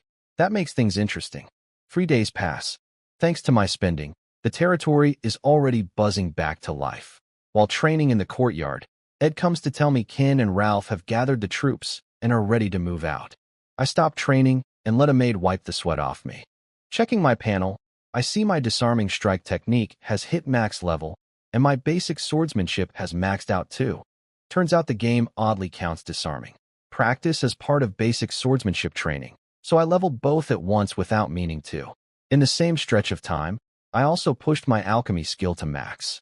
Thanks to my magic-enhanced body, I barely need 4 hours of sleep to function at full strength, letting me learn at a pace that would take normal geniuses months or years, and that an average person might never reach in a lifetime. I can even taste a healing potion now and immediately guess the exact ingredients and ratios used to make it. Incredibly useful, though I haven't had time to actually test it with the doctor yet. As I head toward my room, I ask Ed if he's found the materials I requested, specific types of clay and stone. He confirms he's sent 2 groups out searching, one asking local merchants, another exploring an abandoned mine to the west, and expects news soon. He's clearly confused about why I want plain clay and marble when the territory already has over 2,000 gold and doesn't need to scrounge for cheap materials, but he trusts my judgment enough not to question it. Secretly, I'm hoping to recreate cement, and if that works, concrete too. If I can pull this off, it would massively boost our defenses, and since this world apparently still has the concept of patents even in this medieval setting, a brand new building material could make me very rich. Feeling good about my plans, I dress in fine clothes and walk out with Ed to address the assembled troops: 40 militia, 23 soldiers, 2 knights, and several squires. After 2 days of build-up, everyone knows what's at stake. I announce one more incentive. Whoever kills the most goblins gets an extra 10 gold coins, a literal decade's income for a farming family. The soldiers practically explode with excitement, shouting their loyalty. Privately, I wonder if the quest will still count toward me even if I don't personally fight. I shout the order to march, and nearly 100 soldiers head off toward the goblin-infested forest, which is still a fair distance from the castle. Once they're gone, I figure I have time to handle something else, paying my dear Uncle Carson a visit. I switch my fixed spell back to greased heels, change out of my fine clothes into plain farmer's clothing, and rub dirt on my face to hide my features. Meanwhile, Carson had already fled back to his home in Gauze Village 2 days ago, scared and broke, hoping to hide out until Viscount Kevin can step in and settle things by transferring my land over to him. The journey took him 2 full days by carriage. He has no idea that I, moving fast thanks to my spell, have already arrived at the edge of Gauze Village. Wind rushes past my ears as I push my greased heels spell to its limit, covering in minutes what took Carson's group 2 full days to travel. I wrap myself in plain clothes and walk into the gloomy village ahead, easily tracking Carson's location through the faint mana signature of the spy eye still buried in him. I activate Eye of Inspection and link into his vision. Back home in his own territory, Carson is nothing like the nervous, fearful man I saw in my castle. Here, he's cruel and confident, sitting above a group of ragged farmers, demanding they pay back debts they can never realistically afford. When they can't pay, he casually threatens to cut a pound of flesh from each of them instead, clearly enjoying every second of their terror. This is the real Carson, a petty tyrant who's been taking out his frustration from our encounters by torturing his own villagers. While the farmers tremble in fear, I climb over the estate wall undetected, gaining a bit of stealth experience in the process. Unfortunately, the head guard, a retired adventurer Carson hired, happens to spot me the moment I land. He laughs at the idea of a masked thief breaking in during broad daylight and draws his sword, intending to teach me a lesson. The instant he gets close, I draw my blade and use disarming strike, knocking his sword clean out of his hand. Before he can react, I follow up instantly with fire arrow, point blank. He barely has time to register what's happening before the spell takes his head off. I finish him with my dagger just to be sure, then keep moving without looking back. Since I'm clearly not a trained assassin trying to stay hidden, I decide there's no point sneaking around anymore. I walk right up to the next guard I see and ask him plainly where Carson's wife and children are staying. Too stunned to think clearly, he points me toward the back of the estate without hesitation. I thank him and move on. Strangely, none of the other guards stop me. None of them know if I'm someone Carson personally invited or an actual intruder, and they're too scared of getting in trouble either way, so they all quietly look the other way and pretend not to notice me. When I reach the section of the house where Carson's wife and son live, a guard finally tries to stop me, ordering me to halt. I knock him out with one punch before he can finish the sentence and step over his unconscious body. Inside, I find Carson's wife and his son, Carney. I greet her casually, but she screams immediately and calls for the guards. Not liking her reaction, I press my dagger to her throat instead, which terrifies Carney completely. He'd apparently just come home from forcing himself on a local farmer's daughter and barely had time to relax before walking into this nightmare. He tries to beg for mercy, but I'm not in the mood to talk. I break all 4 of his limbs with a few quick stomps, then drag him along using my mage hand, now maxed out and powerful enough to easily haul his weight with my growing mana. Back where Carson is, he's still busy tormenting the farmers, forcing them to hold knives to their own bodies, threatening to make it 2 pounds of flesh instead of 1 if they hesitate any longer. The terrified farmers close their eyes, preparing to cut themselves out of pure desperation. Then a scream rings out from outside the door, breaking the moment. Annoyed at the interruption, Carson turns toward the noise just as the heavy oak door explodes into splinters from a powerful kick. I step through, dragging Carney behind me. Carson, never having faced anything like this before, screams for his head guard to capture the intruder, but no one answers. The guard's body, still warm, lies quietly in the corner where I left him. "Father, save me!" Carney screams weakly, his limbs broken, dragged in a bloody mess. Carson jumps up from his chair in panic, but the fear in his gut freezes him in place when he sees me standing there with my dagger. With his head guard nowhere in sight, he tries to sound tough anyway, demanding to know what I want. I just shake my head calmly and tell him, quietly, that having him gone matters more to me than anything he could offer. He doesn't understand. No robber refuses money and accuses me of toying with him. The moment he finishes the sentence, I drive my dagger straight through Carney's throat. Blood sprays from his neck, and within seconds, he's silent forever. Carson collapses to the floor, drained of all strength. Grief over his son barely registers compared to the pure terror flooding through him. He realizes children can be replaced, but his own life clearly can't be. Through his panic, something clicks. My build, my voice, they're familiar. You're Lore H. My eyes. Before he can finish my name, his eyeball squirms and rips itself out of its socket like a living worm, the spy eye finally tearing free. The servants nearby scramble into corners, too horrified to come close. The pain alone stops him from finishing my name. I walk over calmly and slice his throat open with my dagger. Blood pours out uncontrollably. Dying, he clutches his throat, his one remaining eye locked on me in disbelief. I lean down and whisper in his ear that I wasn't joking earlier. Having him gone really does matter to me. Hearing the word, "Uncle," he tries weakly to struggle, but his body gives out within seconds, leaving him to die with nothing but bitter regret and silent curses aimed at me. Once he's dead, I grab a set of keys off his body and head straight for his treasure room. Typical of him. The first thing he did when he got home was count his money before going off to torment the village. I'd already seen all of this happen through my spy eye, which makes finding it now effortless. The treasure room has an iron door and 3-foot-thick marble walls. I unlock it easily and step inside his private little kingdom. Chests stacked high with coins, neat scrolls of loan contracts and land deeds lining the shelves, plus jeweled daggers, ivory statues, silver goblets, and other expensive trinkets he's collected over the years. This room was basically his second life. There's too much to carry right now, so I just grabbed the loan contract I signed and burn it to ash in my palm with a flick of fire. Then I locked the door behind me and cast eye of inspection again to check in on Ed. Already on his way with 23 armed soldiers, Ed feels the spy eye twitch in his pocket. He pulls it out nervously, bowing slightly even though it's just an eyeball, and confirms they've nearly arrived. The eye bobs once in response, and Ed quickly tucks it away again, visibly unsettled. He never imagined mages could be this unsettling to be around. He pushes the soldiers to move faster. Officially, they're just visiting Carson to thank him for the generous loan he gave me.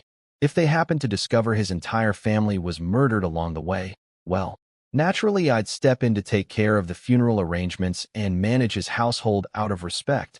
And naturally, as his nephew, I'd inherit everything left behind. All perfectly reasonable. Even thinking it through, Ed feels a chill down his spine. In my eyes, Carson's scheming was nothing more than a clown act. With this windfall, repairing the castle will be easy, and restoring the whole territory to its former glory feels within reach. Meanwhile, I've already slipped out of the village in the chaos, leaving the rest to Ed. Now I need to deal with Ralph's family too. There's a bonus, though. I'm holding 2 letters proving Carson and Ralph's full conspiracy against me. Knowing Carson, I bet he kept them deliberately, just in case Ralph ever tried to back out. Insurance to keep him in line. That insurance is now mine. I'd originally planned to fake Ralph's entire family dying during the goblin raid, but now I don't need to bother being subtle. I link into my other spy eye, watching the forest scene unfold. Ian, deep in the woods with the search party, looks thrilled, leading the charge and scanning eagerly for goblins. The moment he steps into a thicket, a goblin lunges out, swinging a fist-sized mace straight into his side. Even through his armor, Ian grunts in pain. Furious, he swings his sword and cleaves the scrawny goblin clean in half. The other goblins nearby panic, hurling rocks and swinging broken weapons at him, but their attacks barely scratch his armor. Ian swings again and again, cutting them down like wheat, and the surviving goblins shriek and flee in terror. Watching his enemies break and run only fuels his excitement further, making him feel more powerful than ever. Watching through my spy eye, I see Ian get swept up in bloodlust, charging recklessly after fleeing goblins, ignoring his father Ralph's shouted warnings. Ralph is annoyed at the disobedience, but doesn't worry much. Regular goblins shouldn't be able to hurt someone in full armor.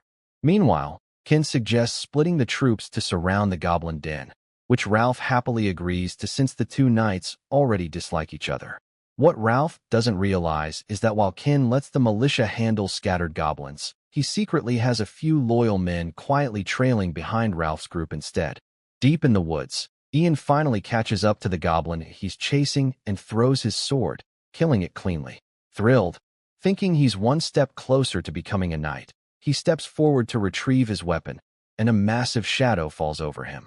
A creature over 2 meters tall bursts out of the bushes, covered in thick black fur, wearing torn armor, and reeking horribly. Worse, it's wearing human fingers and ears as grisly trophies. I can't help commenting with genuine interest from where I'm watching. This isn't a normal goblin. It's a bear goblin, meaning this tribe is way bigger and more dangerous than expected. Ian freezes in terror, completely unprepared for something this large. As he tries to back away and grab his sword, sudden agonizing pain explodes in his left eye. The spy eye I planted earlier violently tears itself free. He screams, collapsing to his knees, unable to even reach his eye through his helmet. The bear goblin shows no mercy, swinging its spiked mace straight into Ian's chest. The blow sends him flying backward into a tree, cracking several ribs. Dazed and desperate, pure survival instinct takes over. He scrambles up and runs, screaming for his father. The bear goblin, a natural hunter, catches up to him in just a few strides and slams another devastating blow into his back, sending him flying again. Only his armor saves him from instant death. Ralph hears his son's screams and goes berserk, abandoning his troops and charging through the forest like a raging bull, smashing through trees in his path. He arrives just as the bear goblin is ripping off Ian's helmet, ready to feast. Apparently humans taste especially good to these creatures. Ralph slams into the bear goblin with frenzied fury, knocking it away from his son just before it can finish him. He scoops up Ian, checking his bloodied face with real concern. Ian mumbles weakly about pain in his eye, barely conscious, while Ralph, assuming the goblin gouged it out, grabs his sword and charges back in for revenge. Despite his small stature, Ralph fights with shocking strength, punching the bear goblin's weapon clean out of its grip and slicing deep into its shoulder. The beast roars in pain, and the two collide in brutal close combat. From the shadows, I emerge calmly with Ken and a few loyal knights behind me. Ken quietly asks if we should step in to help. I tell him no. Instead, let's lure more goblins toward Ralph, giving him a proper outlet for his rage while making things easier for us. Ken understands immediately and looks to his men. One squire, Finn, eagerly volunteers. Ken hesitates slightly, clearly worried, but lets him go anyway to draw the goblin's attention. I watch the fight unfold like a show. Ralph's armor dents and cracks under the bear goblin's relentless blows, but somehow this small, stocky man holds his ground, eventually leaping onto the creature's back and tearing its massive head clean off with brute force. An impressively gruesome display that almost makes me want to applaud. Before Ralph can even catch his breath, more goblins arrive. Over 20 elite goblins riding wolves, plus a couple more bear goblins acting like guards. Ralph's breath catches in his throat. Where did all these enemies suddenly come from? Glancing at his immobile son, he grits his teeth, grabs a fallen mace, and charges back into the fight anyway. I turn to Ken, impressed. That squire of yours really knows how to draw a crowd. What's his name? Ken answers respectfully that Finn is his own son. I praise Finn warmly, and the young man's face flushes with pride. He kneels immediately, declaring it's his duty to serve me. I tell him he's a fine knight, and he understands exactly what I mean. He shouts back that he'd gladly die for me if it came to that. I laugh it off, telling him there's no need to be so dramatic, and that we should just enjoy the show. There's no rush to hide. Ralph is far too busy to notice us watching from the shadows anyway. Ralph is drowning in the goblin swarm, fighting desperately. He shouts toward the noise in the distance, begging Sir Ralph's voice to be heard. I am Sir Ralph. Come help me. He's sure he hears laughter mixed with shouting nearby, which gives him hope, even as he keeps fighting. At my signal, Finn calls back. Who's there? Ralph lights up, thinking reinforcements are finally coming, shouting that he's surrounded and needs help immediately. But right then, a heavy goblin hammer slams into his skull, drawing blood from his mouth and nose. The goblins swarm him from every side. If not for the family potion that hardened his body like stone years ago, he'd already be dead several times over. Believing help is on the way, Ralph decides to fight with everything he has, abandoning all defense, swinging his mace like a whirlwind. He crushes a bear goblin's skull and sends several wolf riders flying with broken bones. The voice calls out again, claiming they're almost there, just clearing a few goblins blocking the path. Ralph, who had briefly considered abandoning his unconscious son to save himself, finds new strength in this hope. Admitting cowardice later would destroy his reputation as a noble knight. If he holds on just a little longer, he believes he'll be remembered as the hero of this battle, deserving of his own knight's territory as a reward. Fueled by this fantasy, Ralph cuts down several more elite goblins. But his excitement doesn't last. He soon realizes the voice keeps calling from the exact same spot, never actually getting closer. Worse, a large goblin spellcaster joins the enemy ranks, wielding an oak staff. Watching from a distance, I sense something powerful radiating from this goblin. Mana strength roughly equal to what I had as an apprentice mage. This goblin is clearly the tribe's true leader, a real spellcaster. Fighting it myself wouldn't be hard one-on-one, but with the terrain and the rest of the goblin horde around, clearing this whole area alone could take me a full week. Lucky for me, Ralph is doing all the heavy lifting. Even someone as dense as Ralph eventually realizes the truth. There is no reinforcement. Can set this whole thing up to get rid of him. Panicking, he glances at his son Ian, still barely breathing, and decides he has no choice but to abandon him and retreat.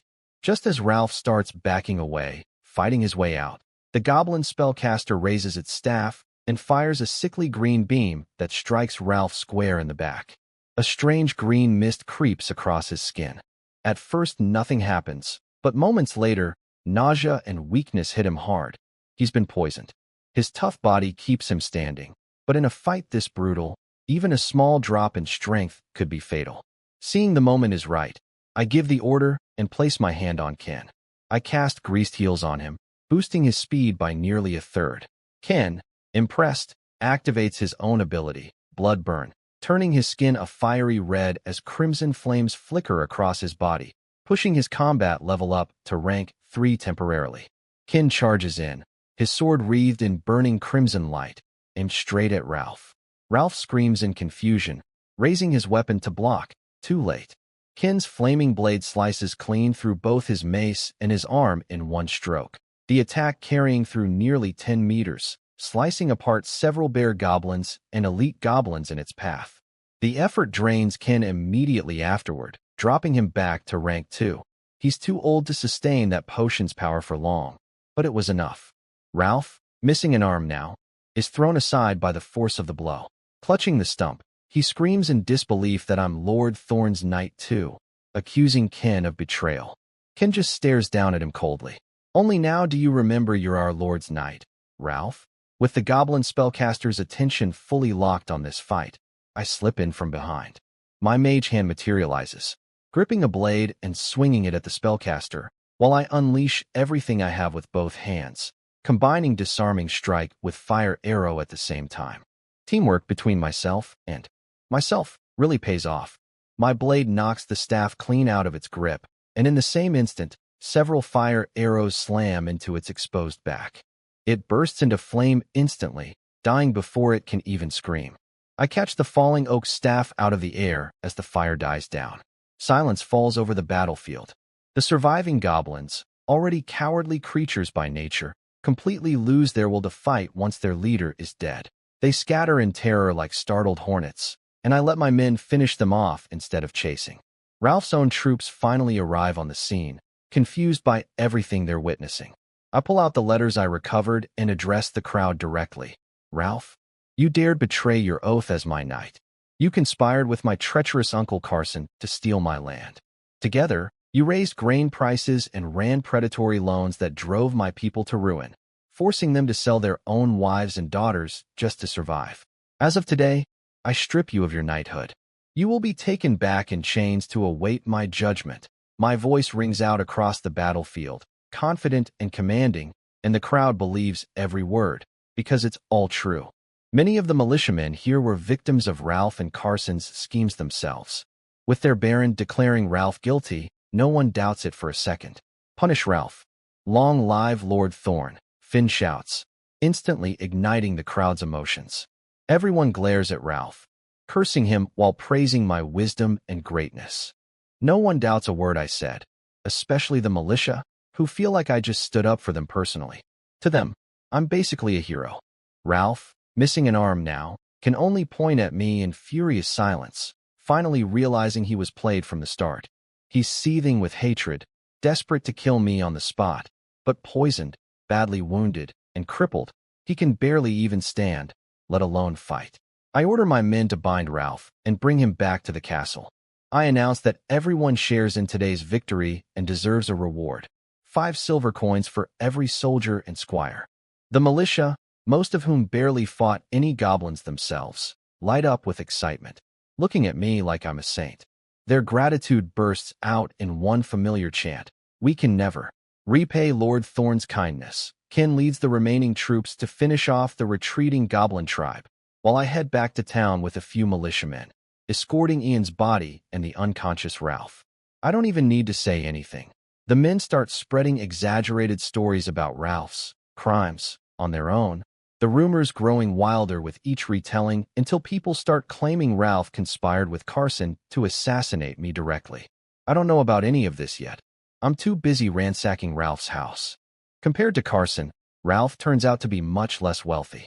Searching his home myself, I only find a few hundred gold coins, surprisingly little for a knighted man with his position. Suspicious, I turn to his terrified wife, kneeling on the floor, and gently remind her that if she wants to see her husband and son again, she should tell me everything she knows.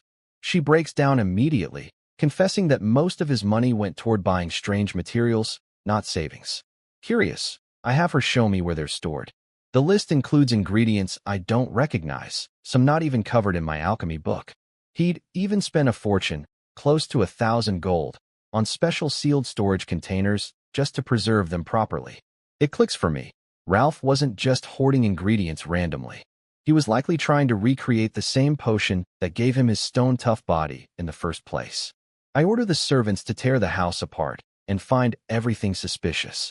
Thinking it through, I remember Kin mentioning that his blood burn potion was originally given to him by my father. That means my family likely has its own line of inherited potions, probably the true legacy of House Thorn. The problem is, my father never told me about any of this. He must have only shared it with my older brother, and now they're both gone, leaving me with nothing. My only option now is searching the castle myself for any leftover clues. While I'm trying to recall anything useful from memory, my quest log pings. The Goblin Suppression quest just auto-completed at 100%. I received the base reward of 100 gold and a perception fragment, plus bonus rewards of 300 gold, another perception fragment, and a new trait called Dark Vision. That gives me exactly 3 perception fragments, enough to combine into a full point. The moment I merge them, my perception jumps from 13 to 14, a small number on paper, but the difference feels massive, like crossing some invisible threshold. My senses sharpen dramatically, and combined with my new dark vision trait, I can now see clearly even in pitch-black rooms. Scanning the dim storage room with my new vision, I notice something off about one of the bricks. It looks slightly raised. I tap it a few times, confirm it's hiding a secret compartment, and instinctively reach to pry it open. Right then, my vigilance trait flares up, warning me something's wrong. I jump back several steps and use my mage hand instead to pull the brick free. The moment it comes loose, a hidden trap triggers. 2 poison darts shoot out, harmlessly hitting my floating hand instead of me. Annoyed at the dirty trick, I cautiously have my mage hand retrieve the iron box hidden inside and open it. Inside is a faded scroll of parchment. Just to be safe, I send my spy eye over first to read it from a distance before touching it myself. What I find makes me grin uncontrollably. It's the full recipe for the stone skin potion, complete with detailed notes on the brewing process. Between Carson's fortune and this recipe, today has been an incredible haul. I memorized the recipe completely, then have my mage hand carefully pack it up for the servants to carry back to the castle. With Ralph's estate fully searched, my quest progress for restoring the territory jumps to 93%. I could finish it now, but I decide to take my time. The remaining gap is likely because my influence hasn't fully reached every village yet, since some are still under the control of local bullies or corrupt landlords I haven't dealt with. Every single person in this territory needs to know I'm their one true lord. After gathering up everything I've taken, I head back to the castle. By sunset, Kin returns with the troops, dragging a string of goblin heads behind them. A true victory parade. Villagers along the road and everyone in town witnessed the proud display of House Thorn's strength firsthand. True to my word, I hand out the promised rewards generously. After looting 2 households in one day, money is the least of my worries now. I publicly knight Finn as well, further strengthening the forces loyal to me. After hosting a big feast at the castle, I send troops the next day to patrol every village in my territory. Within 2 days, the quest auto-completes, giving me a solid base reward of gold and charm fragments, plus a generous bonus including a charm trinket and a random skill upgrade. My alchemy apprentice trait suddenly upgrades into potion apprentice, boosting my talent specifically in potion making. The timing couldn't be better. I've just borrowed brewing equipment from the doctor and am attempting to make healing potions myself. After yet another failed batch, this new trait suddenly opens my mind to a fresh approach. I realize I've been trying to copy the original potion exactly, assuming it required real magic in its creation. Instead, I decide to simplify the recipe completely, sacrificing some potency for something easier to make, while adding extra ingredients to extend how long the effect lasts, compensating for the weaker strength. Working with the herbs in front of me, I suddenly feel like I can sense the life force within each one. I squeeze out their juices, mix them with magic water, boil everything down, then set it using animal gelatin. After more than 10 failed attempts, I finally succeed, sort of. The panel labels my creation a questionable healing salve, with effects listed as may heal wounds when applied externally. Effects unknown if ingested. Frustrated by the vague description, I decide I need a test subject. I check the charm trinket I earned. It lets me cast a low-tier charm spell 3 times a day. Pretty useful, and worth a decent amount if I ever wanted to sell it. I put it on, then call a servant over, handing them my mystery healing salve with simple instructions. Try it both externally and internally on Ralph, and report back the results. The servant looks terrified, clearly suspecting it might be poison, but carefully heads down to the dungeon where Ralph hangs barely alive, looking like a smoked duck. I haven't killed him yet, figured I might as well get some use out of him first. Once the servant leaves, I settle into my chair and think about what's next. The territory is finally stabilizing, which means I can finally step back and let things run themselves a bit. It's time to head back to Valar Academy. That's where my real focus needs to be.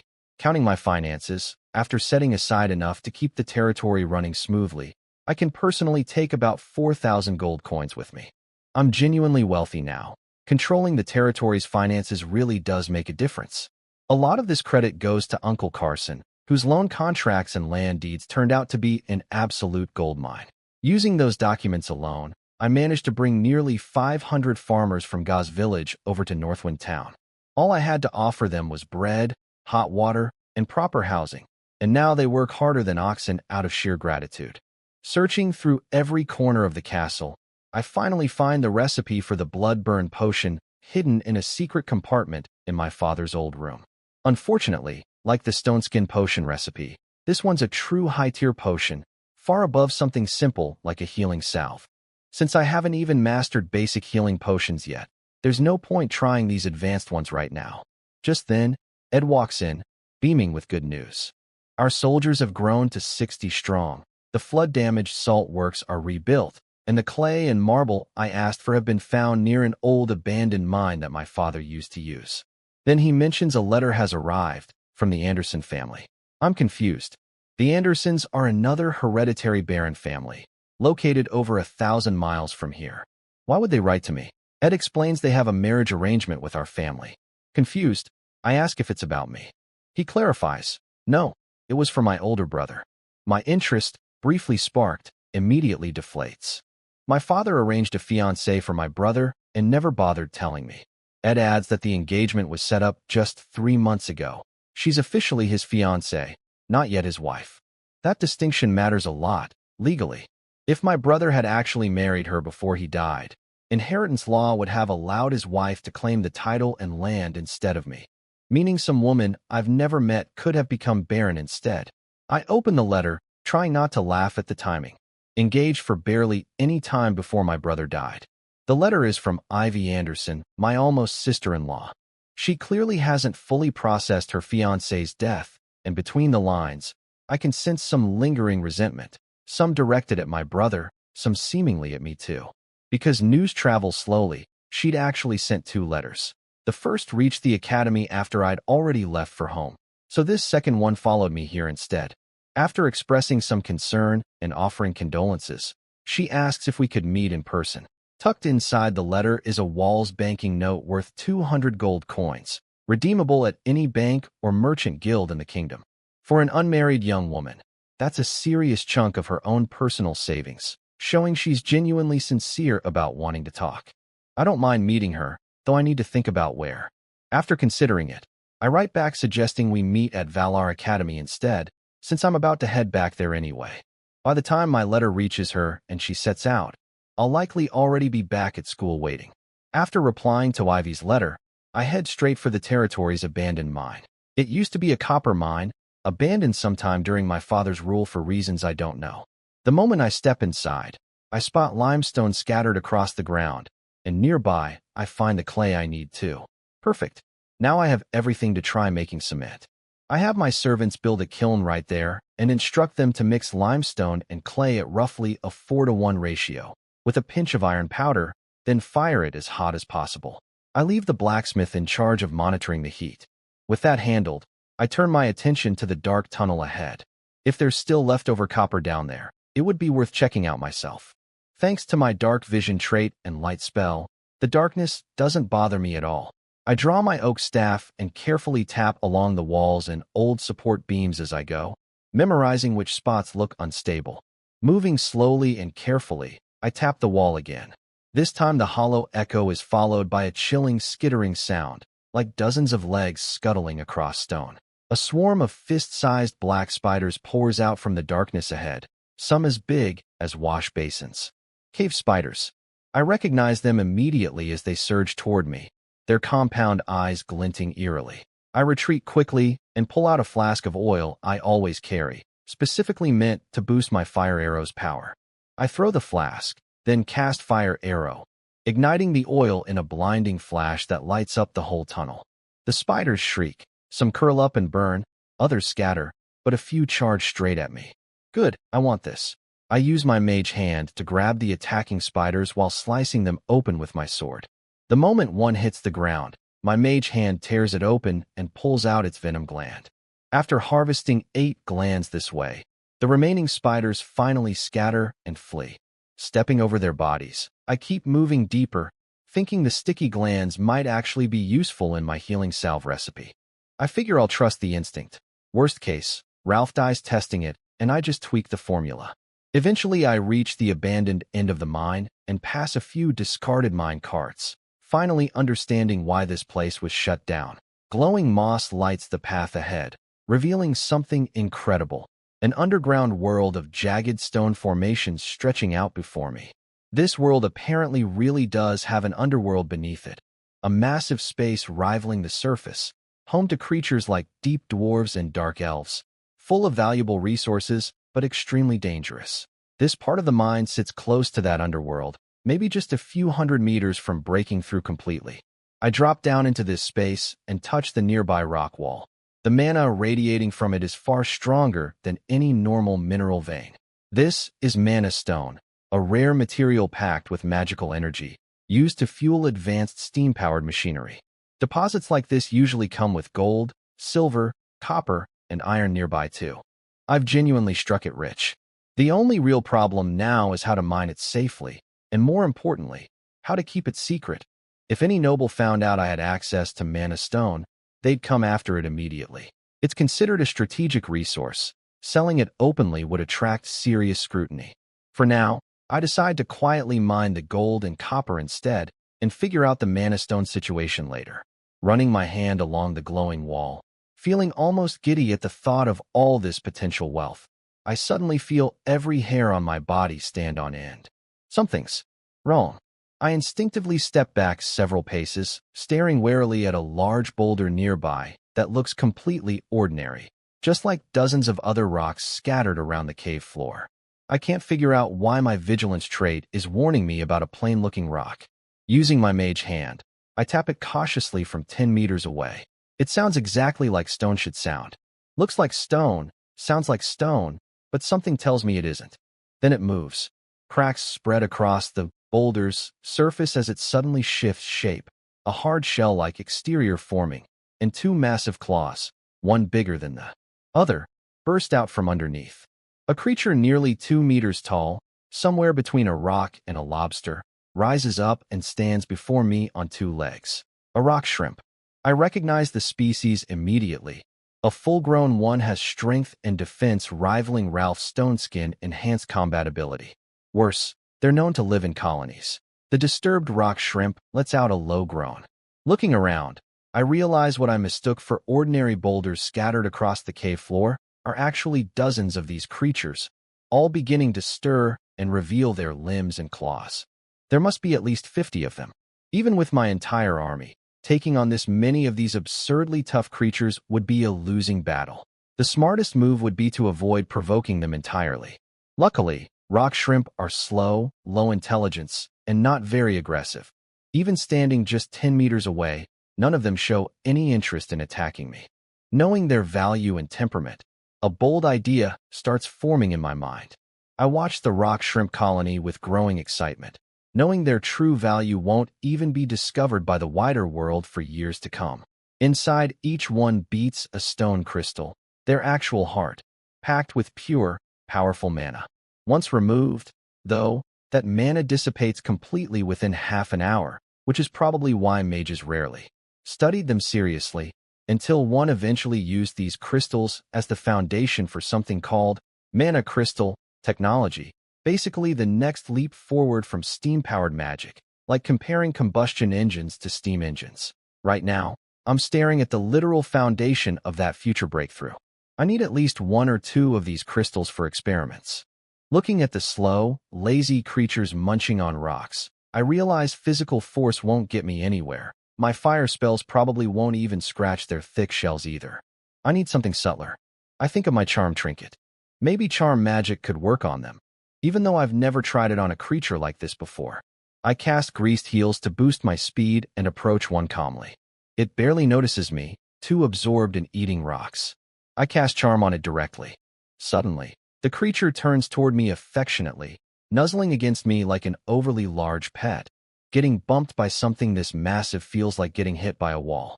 I tell it to stop and instead point it toward another rock shrimp nearby, ordering it to attack. It immediately turns hostile and smashes its claw into its former neighbor, cracking the other one's shell. The attacked shrimp fights back instantly, and the two begin a brutal fight to the death right in front of me. The moment they start fighting, I notice my charm effect has already worn off. This fighting is now pure instinct. These creatures are usually calm, but once provoked, their simple minds lock onto violence until one side dies.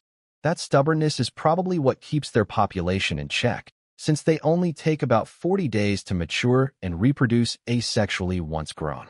Watching the fight drag on without a clear winner, I decide it's smarter to speed things up rather than linger here too long. I cast Charm on 2 more shrimp, pulling them into the brawl too. With 4 shrimp fighting now, the chaos spreads, drawing in more of the colony until the whole area erupts into violence. Eventually, one shrimp gets torn apart completely, exposing its crystal heart. I grab the opportunity immediately, using my mage hand to snatch the crystal before any hungry shrimp nearby can eat it themselves. What started as a plan to grab just 1 or 2 crystals turns into 11, ranging from fist size to as small as a marble. Once the chaos settles, I climb up and retreat from the mine. The waiting servants outside sigh in relief seeing me return safely. I wave them off, telling them to keep working on the kiln, then head back to the castle with my pockets full of crystals. Back home, I hold the largest fist-sized crystal and channel its mana directly, casting Fire Arrow. Instead of a normal bolt, a massive fireball the size of a wash basin forms in front of me, way more than I can control. I have no choice but to hurl it away. It crashes into an empty patch in the back garden. The explosion rocks the entire castle, sending everyone running outside to see what happened. When Ed and the others arrive, they find a crater nearly 3 meters wide, still burning, with fused crystal fragments scattered inside. I'm honestly stunned myself. That level of destruction from a basic fire arrow rivals a tier 3 fireball spell. Pure elemental magic really does scale incredibly well when you just throw more raw power behind it. The only downside is these crystals burn out their stored mana too fast to be reusable. I can't recharge them, and they don't actually boost my spellcasting efficiency either. If I hadn't already known their real potential ahead of time, I'd have written them off as a gimmick. Still, I figure some of their properties might work as substitute ingredients for the Stoneskin potion recipe. I pack the crystals away. My coin purse alone can't hold them all anymore. Honestly, finding these before I leave feels like a satisfying parting gift from this place. With the rest of my time, I take the spider venom glands I collected earlier and head to the small alchemy lab I set up in the castle. I asked the servant how Ralph reacted to my healing salve test. He reports that the external application worked fine. The wound stopped bleeding quickly. But the internal dose hit Ralph hard, sending him into 2 straight hours of violent diarrhea, nearly killing him from dehydration. I declare myself a genius, claiming I nailed the formula on the first try, joking that the side effect could actually be marketed as a constipation cure. The servant standing nearby has nothing to say. He's still haunted by the memory of Ralph's explosive bathroom disaster reaching impressive heights. He's just glad he ran fast enough to avoid getting caught in the blast radius. Unlike the unlucky soldier who apparently wasn't so lucky. I stop by the dungeon to check on Ralph before heading out. He's still on the floor, groaning weakly between bouts of diarrhea. The smell alone makes me turn around and leave immediately. I'll let my staff handle that mess from here. Back in my little lab, I think to myself that this internal use healing salve doubles surprisingly well as a torture device. I mix the spider venom glands into the existing formula, and the once black salve takes on an eerie green glow. My alchemy experience ticks up again, so clearly I'm onto something. I hand it to a servant with instructions to test both the topical and oral effects on Ralph, promising him and the soldier currently guarding the cell 3 silver coins each as compensation. The servant's grumpy expression instantly flips to enthusiasm. For that kind of money, dealing with a little diarrhea is nothing. The next day, I get the full results. Applied externally, wounds close up and scab over within 30 seconds, with what looks like added antibacterial effects. Taken internally, the diarrhea is noticeably milder, probably because Ralph had nothing left in him from the previous round. I decide this potion is ready for the market. The version without spider venom becomes my standard healing salve. The version with it becomes the potent version, sold at triple the price. I can already picture the gold rolling in. To make sure the formula holds up, I head back to the lab and whip up 20 more batches across 4 different variations, instructing the servant to rush them straight to Ralph before they go cold. The servant gives me a suspicious look, clearly starting to suspect I just enjoy tormenting Ralph specifically, but he obediently carries them down anyway. At least Ralph won't need actual meals today. These potions should fill him right up. As I walk past the cell later, I think I hear Ralph screaming something like, "No, I don't want to eat it." I tell myself it's just my imagination, and keep walking without looking back, heading toward the abandoned mine. The cement kiln is finished, and the blacksmith, John, has been working day and night following my instructions. When I arrive, he hands me a pile of plain gray powder, completely unsure what it's even for. I take it eagerly and rub it between my fingers.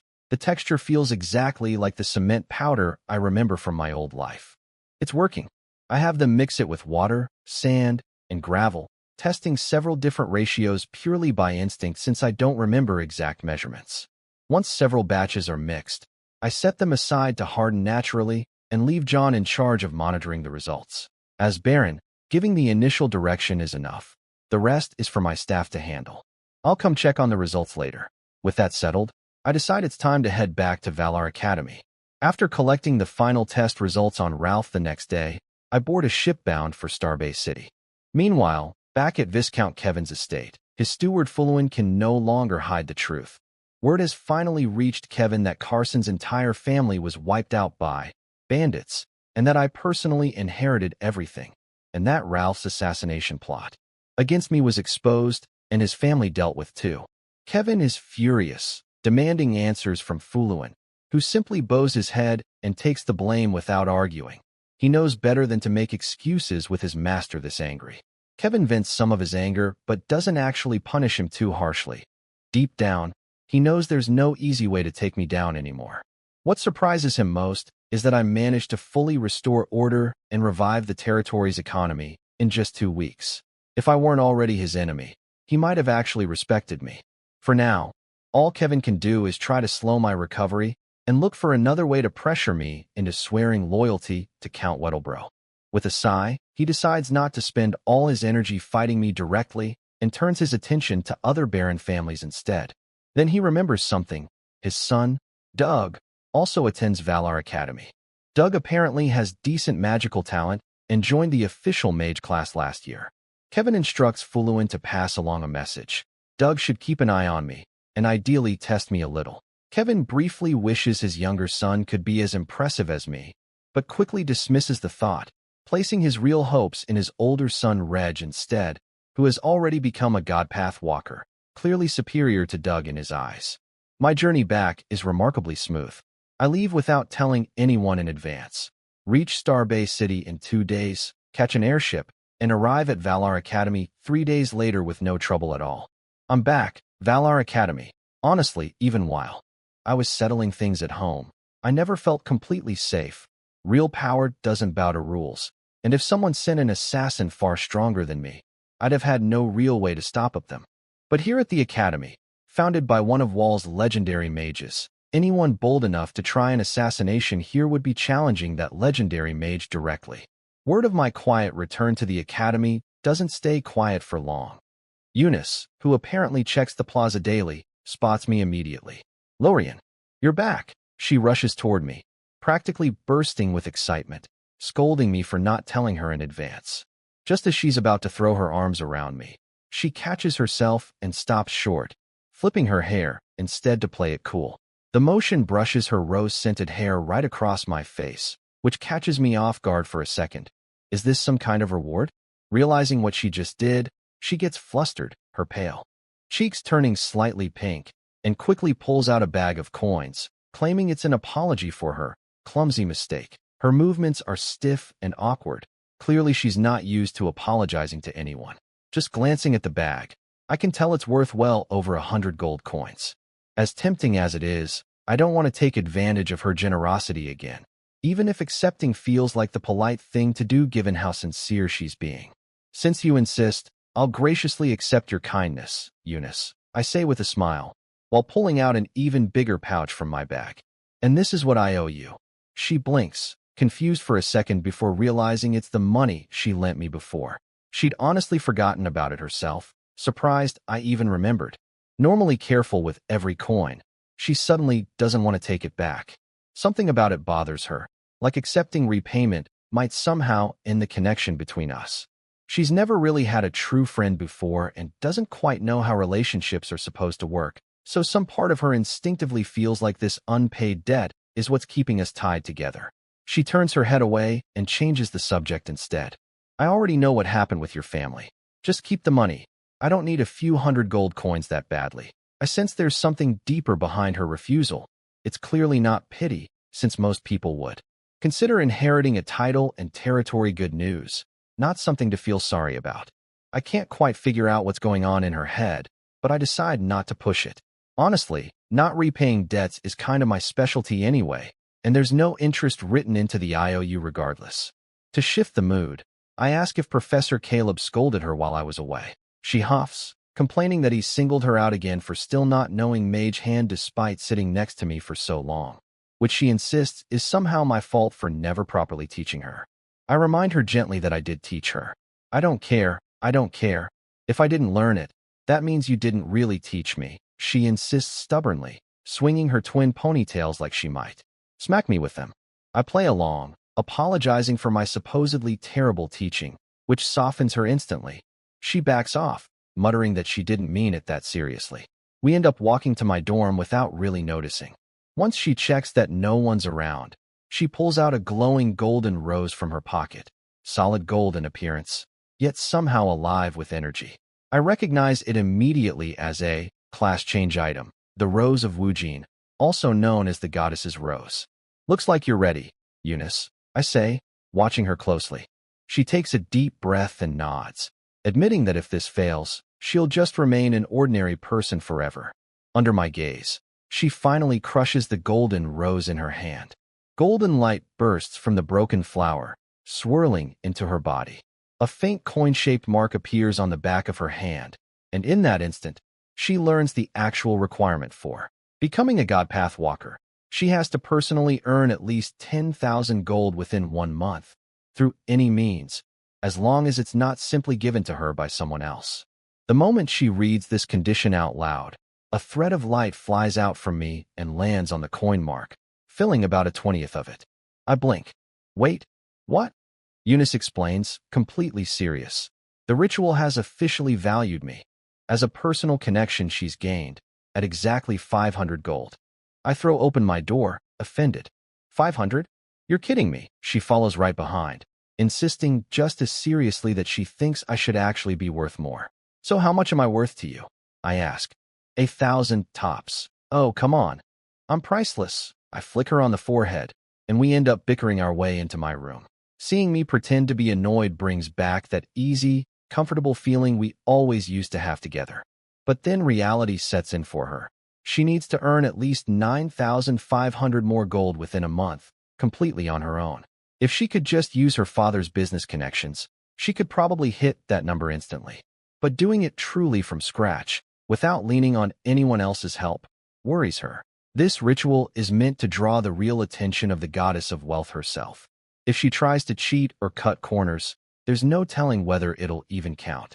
She climbs onto my bed like she owns the place, propping her chin on her hand, watching me expectantly. Hey, Lorian, do you have any good ideas? I point at myself, stunned. You're asking me. She's the one already running an actual store. Why is she asking a mage for business advice? I think you're smarter than me, she says, kicking my leg lightly with her bare foot, eyes bright with genuine hope. Besides, the money the Golden Flame shop makes doesn't even count toward my own personal earnings. After 2.5 years as my desk mate, she genuinely believes I'm smarter than her. She practically admires me, if I'm being honest with myself. You dare kick me again. I grab her small foot before she can pull it back, half tempted to just hold on to it forever. I genuinely can't figure out how someone can have such soft, perfect skin without any effort.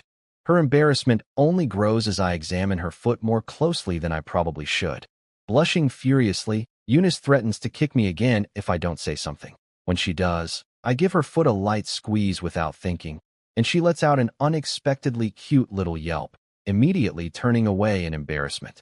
Seeing her like this stirs something in me, but I take a breath and remind myself who she actually is. The daughter of a powerful merchant family with serious connections. Getting too bold with her now, before I have real power and standing of my own, would be a terrible idea. I let go of her foot and pull out my jar of healing salve instead, deciding it's safer to change the subject completely. If you want a way to make real money, I actually have something, I tell her, setting the dark salve down in front of her. The mood shifts instantly. Eunice yanks her foot back, sits up properly, and tries to calm her racing heart. She looks at the strange black salve, confused, asking what it even is. I explain it's my own healing salve recipe, complete with test results. I pull out a notebook documenting Ralph's reactions to various formulas, applied and ingested, and show her the best version I found. A potent healing salve that closes wounds and stops bleeding fast when applied externally, and works as a powerful detox when taken internally. The version with cave spider venom glands triples the effect of the regular formula. Best of all, it doesn't require a mage to produce. Any doctor with basic alchemy skill can make it, and I've already worked out the exact ratios through testing. Eunice's sharp business instincts kick in immediately. She knows healing potions sell for at least 30 gold a bottle on the market, with even minor versions costing 5.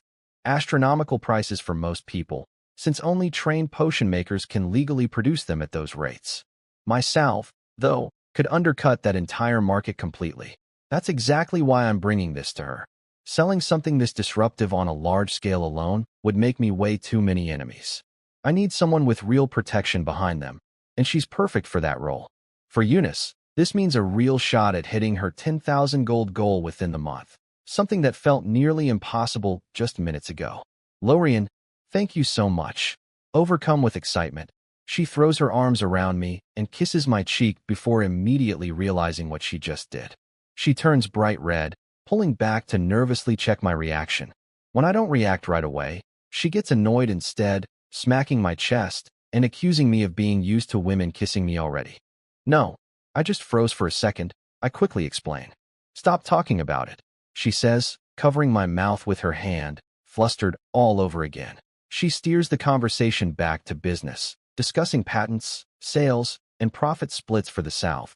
Despite wanting to give me a bigger cut personally, she settles on an 80-20 split in her favor, given she still needs to hit her wealth quota for the ritual. My recipe counts as my contribution. She'll handle everything else: production, sales, distribution, and pay me 20% of the net profit on every sale. She adds one more condition. I should get certified as a basic potion maker first. With backing from the Alchemists Guild and her help filing the paperwork, getting an official patent should go smoothly. Guess I need to take a potions class then, I say, nodding along. Wait. Eunice's eyes go wide, staring at me like I've grown a second head. You haven't even taken a potions class yet? In her mind, anyone capable of producing something like this should already be a certified apprentice at minimum. I just shrug, holding up my basic alchemy textbook. I picked it up on the trip home. I figure a couple of classes and some practice, and I should be ready for the certification exam. She goes quiet for a moment, then furiously kicks me twice with her bare foot. You insufferable genius. This is so unfair. Potion making is supposedly even more talent-dependent than regular magic, something that normally takes years of dedicated study under a real mentor. And here I am, learning it from a book in my spare time, while she spent 2.5 years failing to even master basic mage hand. She looks ready to bite my head off out of pure frustration, though in the end, she doesn't actually follow through on that particular reward. Once she leaves, practically glowing with excitement, clutching the recipe and records, I sit alone in my quiet room and check my quest log. A new quest appears. Help Eunice complete her ritual to become a wealth god pathwalker. Medium difficulty, currently at 5% progress, with a base reward of 500 gold and a charm fragment. I think to myself, this is exactly the kind of quest I like. More of these, please. Though the real challenge here probably isn't on my end at all.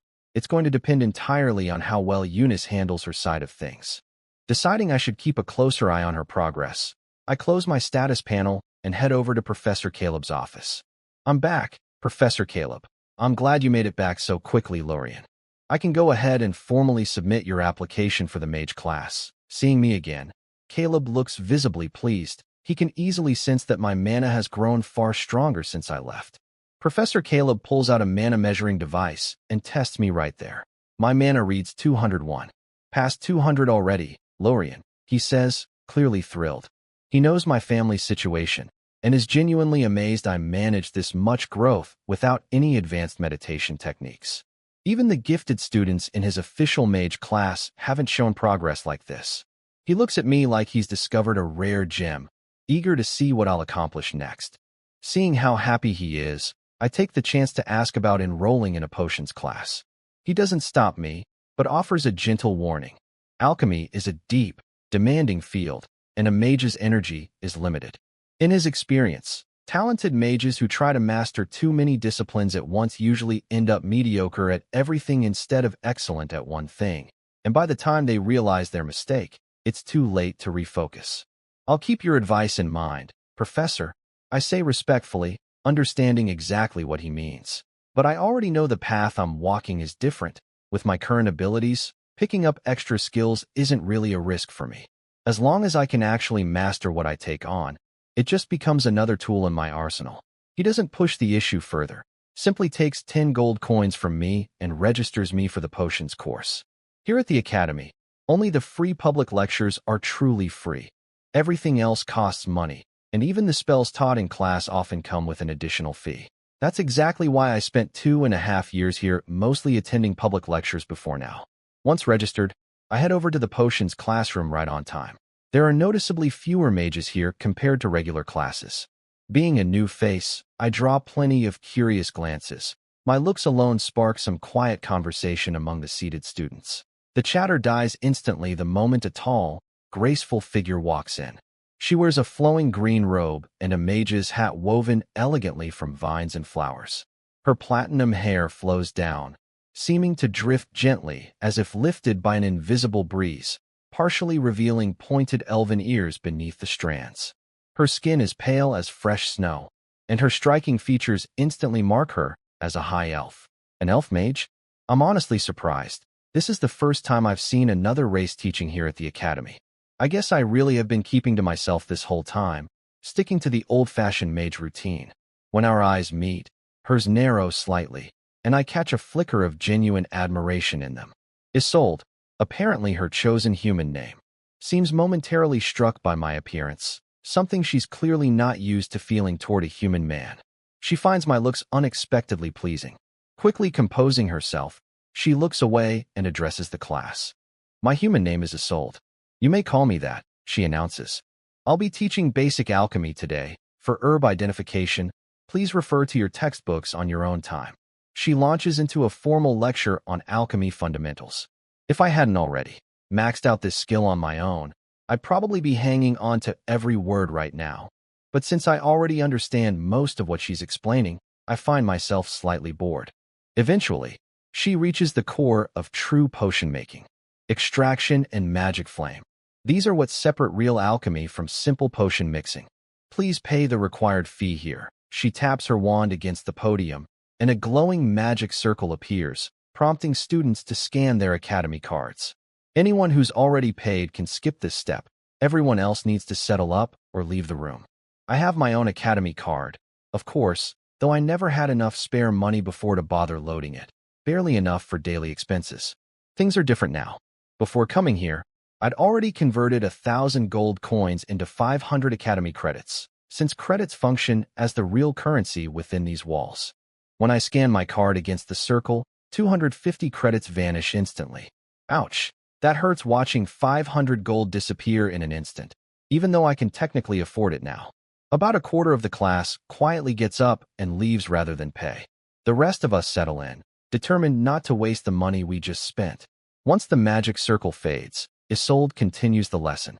Extraction lets you pull out a material's potency as thoroughly as possible. Building the spell model requires. Just listening passively earns me experience toward extraction.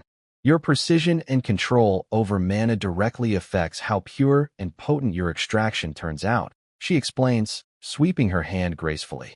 Glowing starleaf herbs appear in front of each student. Now practice on these. If anyone's struggling, I'll go over it again. The room tenses visibly, several first time.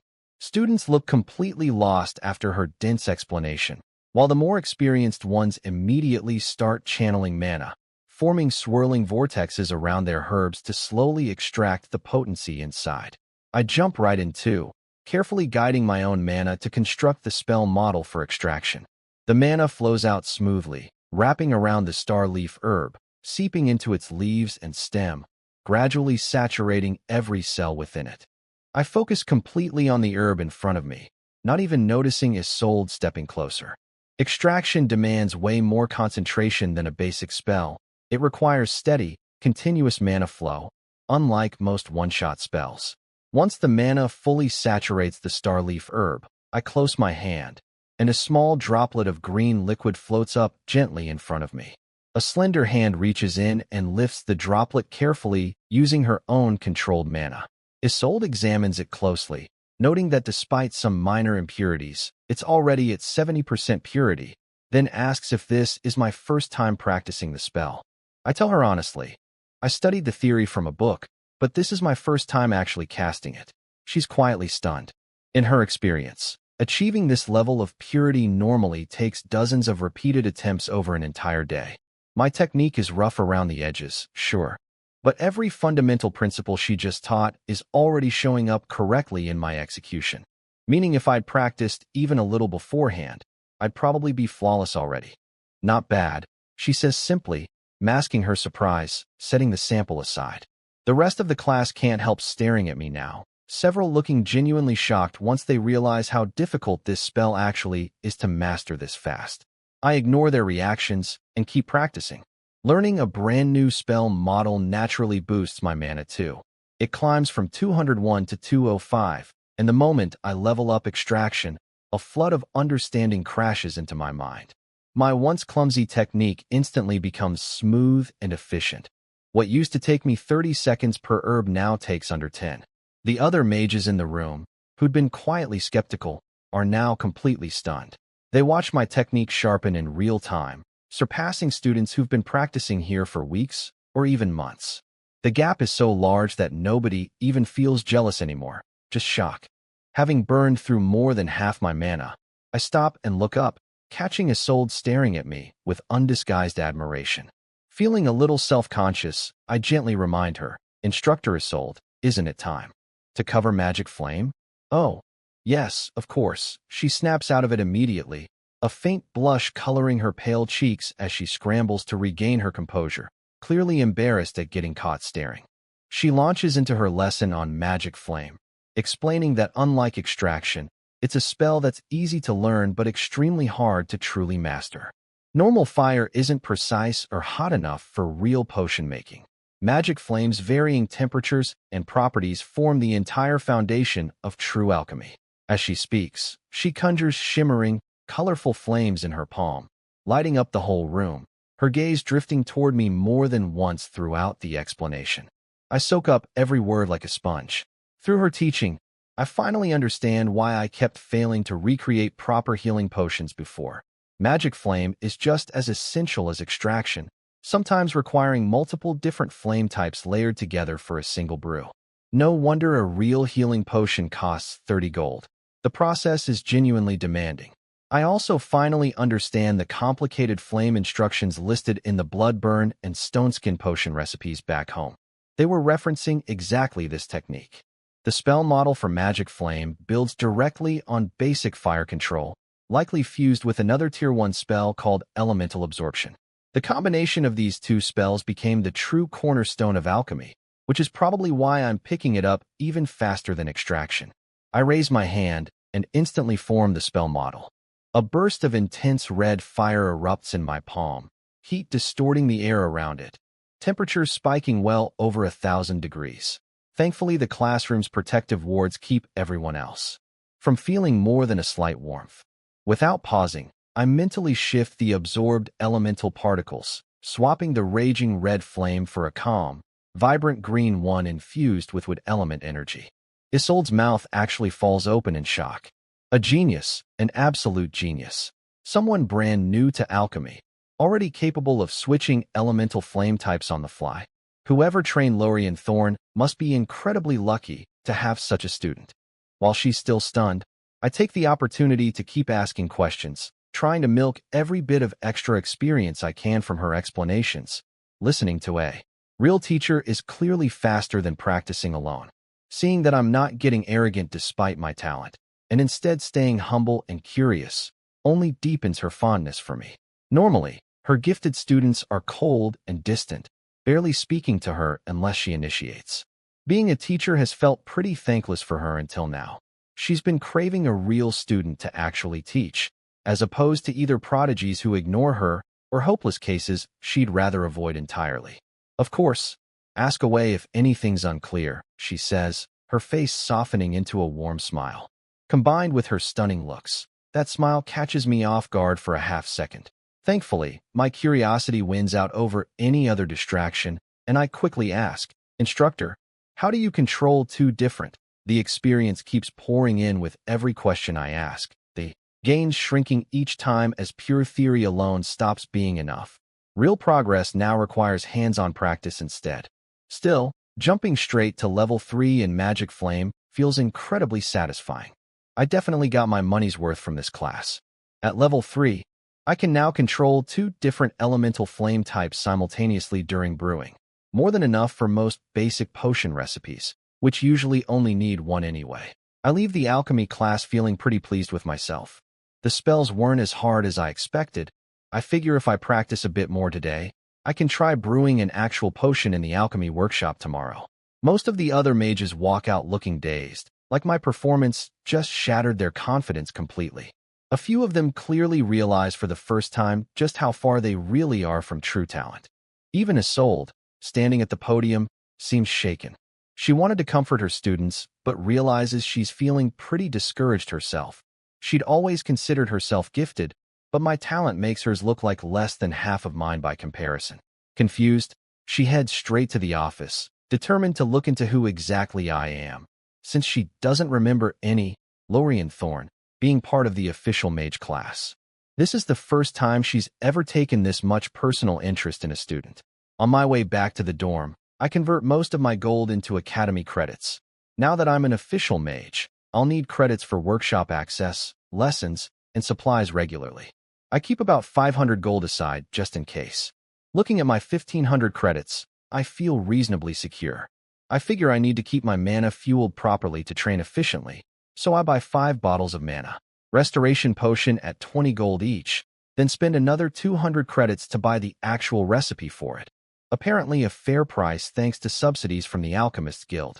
Looking over the recipe, Spring Vine, Star Leaf, it doesn't look too complicated. I head back to my room, drink 1 bottle immediately, and start practicing both Magic Flame and Extraction at once, splitting my focus between controlling fire and pulling potion liquid from random weeds I picked up outside. Both spells level up to 4 by the time I burn through all 5 potions. Completely drained, I collapse and don't wake up again until noon the next day. Rubbing my aching temples, I decide I need to pace myself better. Casting drains mental energy just as much as mana, maybe more. Still, Learning to multitask 2 spells at once should help both with potion making and combat down the line. Lorien, open up. Where have you been all morning? Eunice's energetic knocking interrupts my thoughts. Still half asleep, I use Mage Hand to open the door without thinking. She bursts in eagerly, then gasps seeing my exhausted face. Whoa, Lorien, what happened? Those dark circles are huge. Then her eyes drift lower, catching sight of my bare upper body, sharply defined muscles, a clear six-pack. She swallows audibly, staring a little too long before snapping out of it 10 seconds later, her cheeks flushing bright red. Covering her eyes with both hands, she scolds me, dramatically for being some kind of exhibitionist. I'm not exposing anything. I was sleeping in my own room. I shoot back, quickly throwing on a shirt and my apprentice robe. Peeking through her fingers the whole time, Eunice watches my body disappear from view with a small twinge of regret. Maybe she shouldn't have covered her eyes so quickly after all. A small, mischievous giggle escapes her. That laugh is creepy, Eunice, I tell her flatly. She huffs indignantly, stomping her foot like an offended cat, turning away while desperately trying not to smile. Trying to change the subject, she quickly announces she's already booked me a slot at Alchemy Workshop 23, and it's almost my turn, so we should hurry. The workshop has 12 simple stations arranged in rows, each equipped with mana lamps, small crucibles, mortars, and distillation tools. Just getting access here cost 100 credits. Private workshops cost even more, and I'm not about to waste money on that yet. Settling at Station 9, I snap my fingers at Eunice. My assistant, go grab the materials I need. She glares at me, gritting her teeth, but obediently heads to the supply area to gather everything according to the recipe, materials that, conveniently, get billed to her account instead of mine. Works out perfectly for me. Once she returns with everything, I get straight to work. I conjure magic flame, igniting the crucible with a deep blue water element flame, bringing the magic water inside to a boil. I move through the steps smoothly, using extraction to pull liquid from the herbs, mixing spring vine and starleaf at a precise 1 minute and 2.5 seconds ratio, switching the flame to a wood element variant to balance the brew. Once the liquid turns a pale green, I remove the heat and let it cool. The result, a successful batch of mana restoration potion, though its purity comes in under 70%, meaning drinking too much could cause mana instability or even poisoning. Still, I'm thrilled. First attempt, and it actually worked, thanks to all the hands-on alchemy experience I built up back home before any of this formal training even started. Eunice stares at the slightly murky potion in disbelief. It actually worked? Of course. Want to try it? I hand it over without hesitation. She eyes it suspiciously, clearly remembering some of the disastrous test results from Ralph's healing salve trials. Thinking quickly, she holds the potion up instead and announces loudly, 5 gold coins to whoever wants to test this potion for me. 5 gold? I'll do it. A crowd of broke mage apprentices nearby. Regulars who make extra cash testing unverified potions for about a gold coin normally, instantly swarms toward her, eager for the unusually generous offer. A mage apprentice in his 30s grabs the 5 gold coins from Eunice's hand and drinks the potion. He gives me solid feedback. The taste is a bit bitter from overconcentrating. The brew too quickly, but the purity is decent and the mana recovery effect works well. Overall, my extraction technique is clearly strong, just the flame control needs some refinement. Based on the result, he assumes I've been brewing potions for a while now, calling this a passing grade effort. I take his feedback seriously. Mistakes on a first attempt are expected, but knowing exactly what went wrong matters most. Having a real mentor point things out beats blindly guessing through trial and error. Meanwhile, Eunice is completely stunned. She knows this was actually my very first brew, yet the tester assumed I'd been doing this for ages. Right then, she notices the coin mark on her hand fill and slightly more. She mutters to herself that investing in talented people must count as a legitimate way to earn wealth in the goddess's eyes too, staring at my focused expression with a goofy, happy little smile. I snap her out of it, asking her to fetch 3 more batches of materials. Several students nearby are stunned just hearing how casually I order around the daughter of the Golden Flame Guild's leader, and even more shocked when she actually goes and does it without any noble attitude at all. A few students who practically worship Eunice look genuinely shaken by what they're witnessing. Most others, though, are too fixated on my obvious alchemy talent to care. Everyone here understands what becoming a certified potion maker really means, and if the setting weren't so public, they'd probably already be trying to network with me. Feeling more confident after my first successful brew, I get bolder with my technique. I form a controlled mana vortex in front of me, using a method called centrifugal extraction, only possible once you truly understand the basics of saturation. It looks similar to a beginner's unstable swirl, but mine stays steady and efficient, pulling potency from multiple herbs at once, dripping directly into the boiling crucible. My output increases over fivefold compared to my earlier manual approach, freeing up my attention to focus more precisely on flame control instead. Batch after batch comes together faster and faster. Once I finish the third batch, I check the time and decide that's enough for today. All right, that's it for now. Eunice, where do I go to get the official potion maker certification? I nudge her, since she's gone half numb, just bottling potions at this point. Excluding the very first wasted attempt, all 3 remaining batches turn out perfectly, 15 full bottles of usable mana potion. After costs, that's roughly 300 gold worth of product from one short session. That's 15 bottles an hour. No, wait, 20. If we do this 24 hours a day, I am not a slave, and I am definitely not a machine. Okay, 20 hours then. I chop the air with my hand, smacking down her ridiculous fantasy before it grows any further. Even forced labor camps don't push people that hard. I'm joking. Even just a few hours a day sounds incredibly profitable, she says, rubbing her head and leaning in close, eyes practically turning into gold coin symbols. First, we can't even book this workshop every single day. Second, I don't have unlimited energy. This is at best a side hustle for me.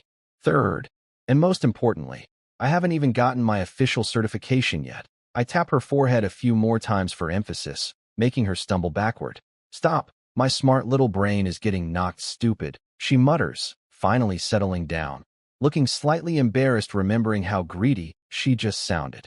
Maybe she only lets herself act this unguarded because it's me she's with. The Alchemist's Guild has a branch right here at the Academy. Getting a basic certification just requires paying a fee and signing up, but there's a specific time window, and it's coming up soon. Let's hurry. She grabs my arm and pulls me along toward the exit. Not long after we leave, a young noble in a finely tailored wool tunic arrives outside the workshop, looking around impatiently. This is Doug, searching for any sign of us. As Viscount Kevin's second son, Doug shares the common frustration of being an overlooked younger child. But unlike most in his position, he refuses to accept a lesser future, believing his magical talent deserves more recognition than his father or older brother ever gave him. Hitting a wall in his own progress and desperate for serious funding to break through, he set his sights on Eunice over a year ago, drawn by both her beauty and her family's wealth. But his advances have gone consistently unanswered, which only makes him more obsessed. After receiving his father's message yesterday telling him to watch me closely, Doug immediately recognized exactly who I was. The handsome, old-fashioned mage who always sat next to Eunice, the one he'd previously dismissed as harmless competition. Despite his looks. But everything's changed now. It's not just his father's instructions pushing him to pay attention. It's the unsettling discovery that Eunice and I have apparently grown much closer than he realized, all without his knowledge. Grabbing a servant by the collar, Doug snaps angrily, demanding to know where we went after supposedly being spotted at the workshop. The flustered servant scrambles to reassure him he'll find us immediately, desperate not to embarrass his young master in front of everyone watching. Doug, anxious and impatient, has already decided in his mind that Eunice belongs to him as his future fiancée, and he's desperate to prove himself valuable in his father's eyes by tracking us down. Completely unaware that Doug is hunting for them, Lorien and Eunice have already arrived at the Alchemist's Guild.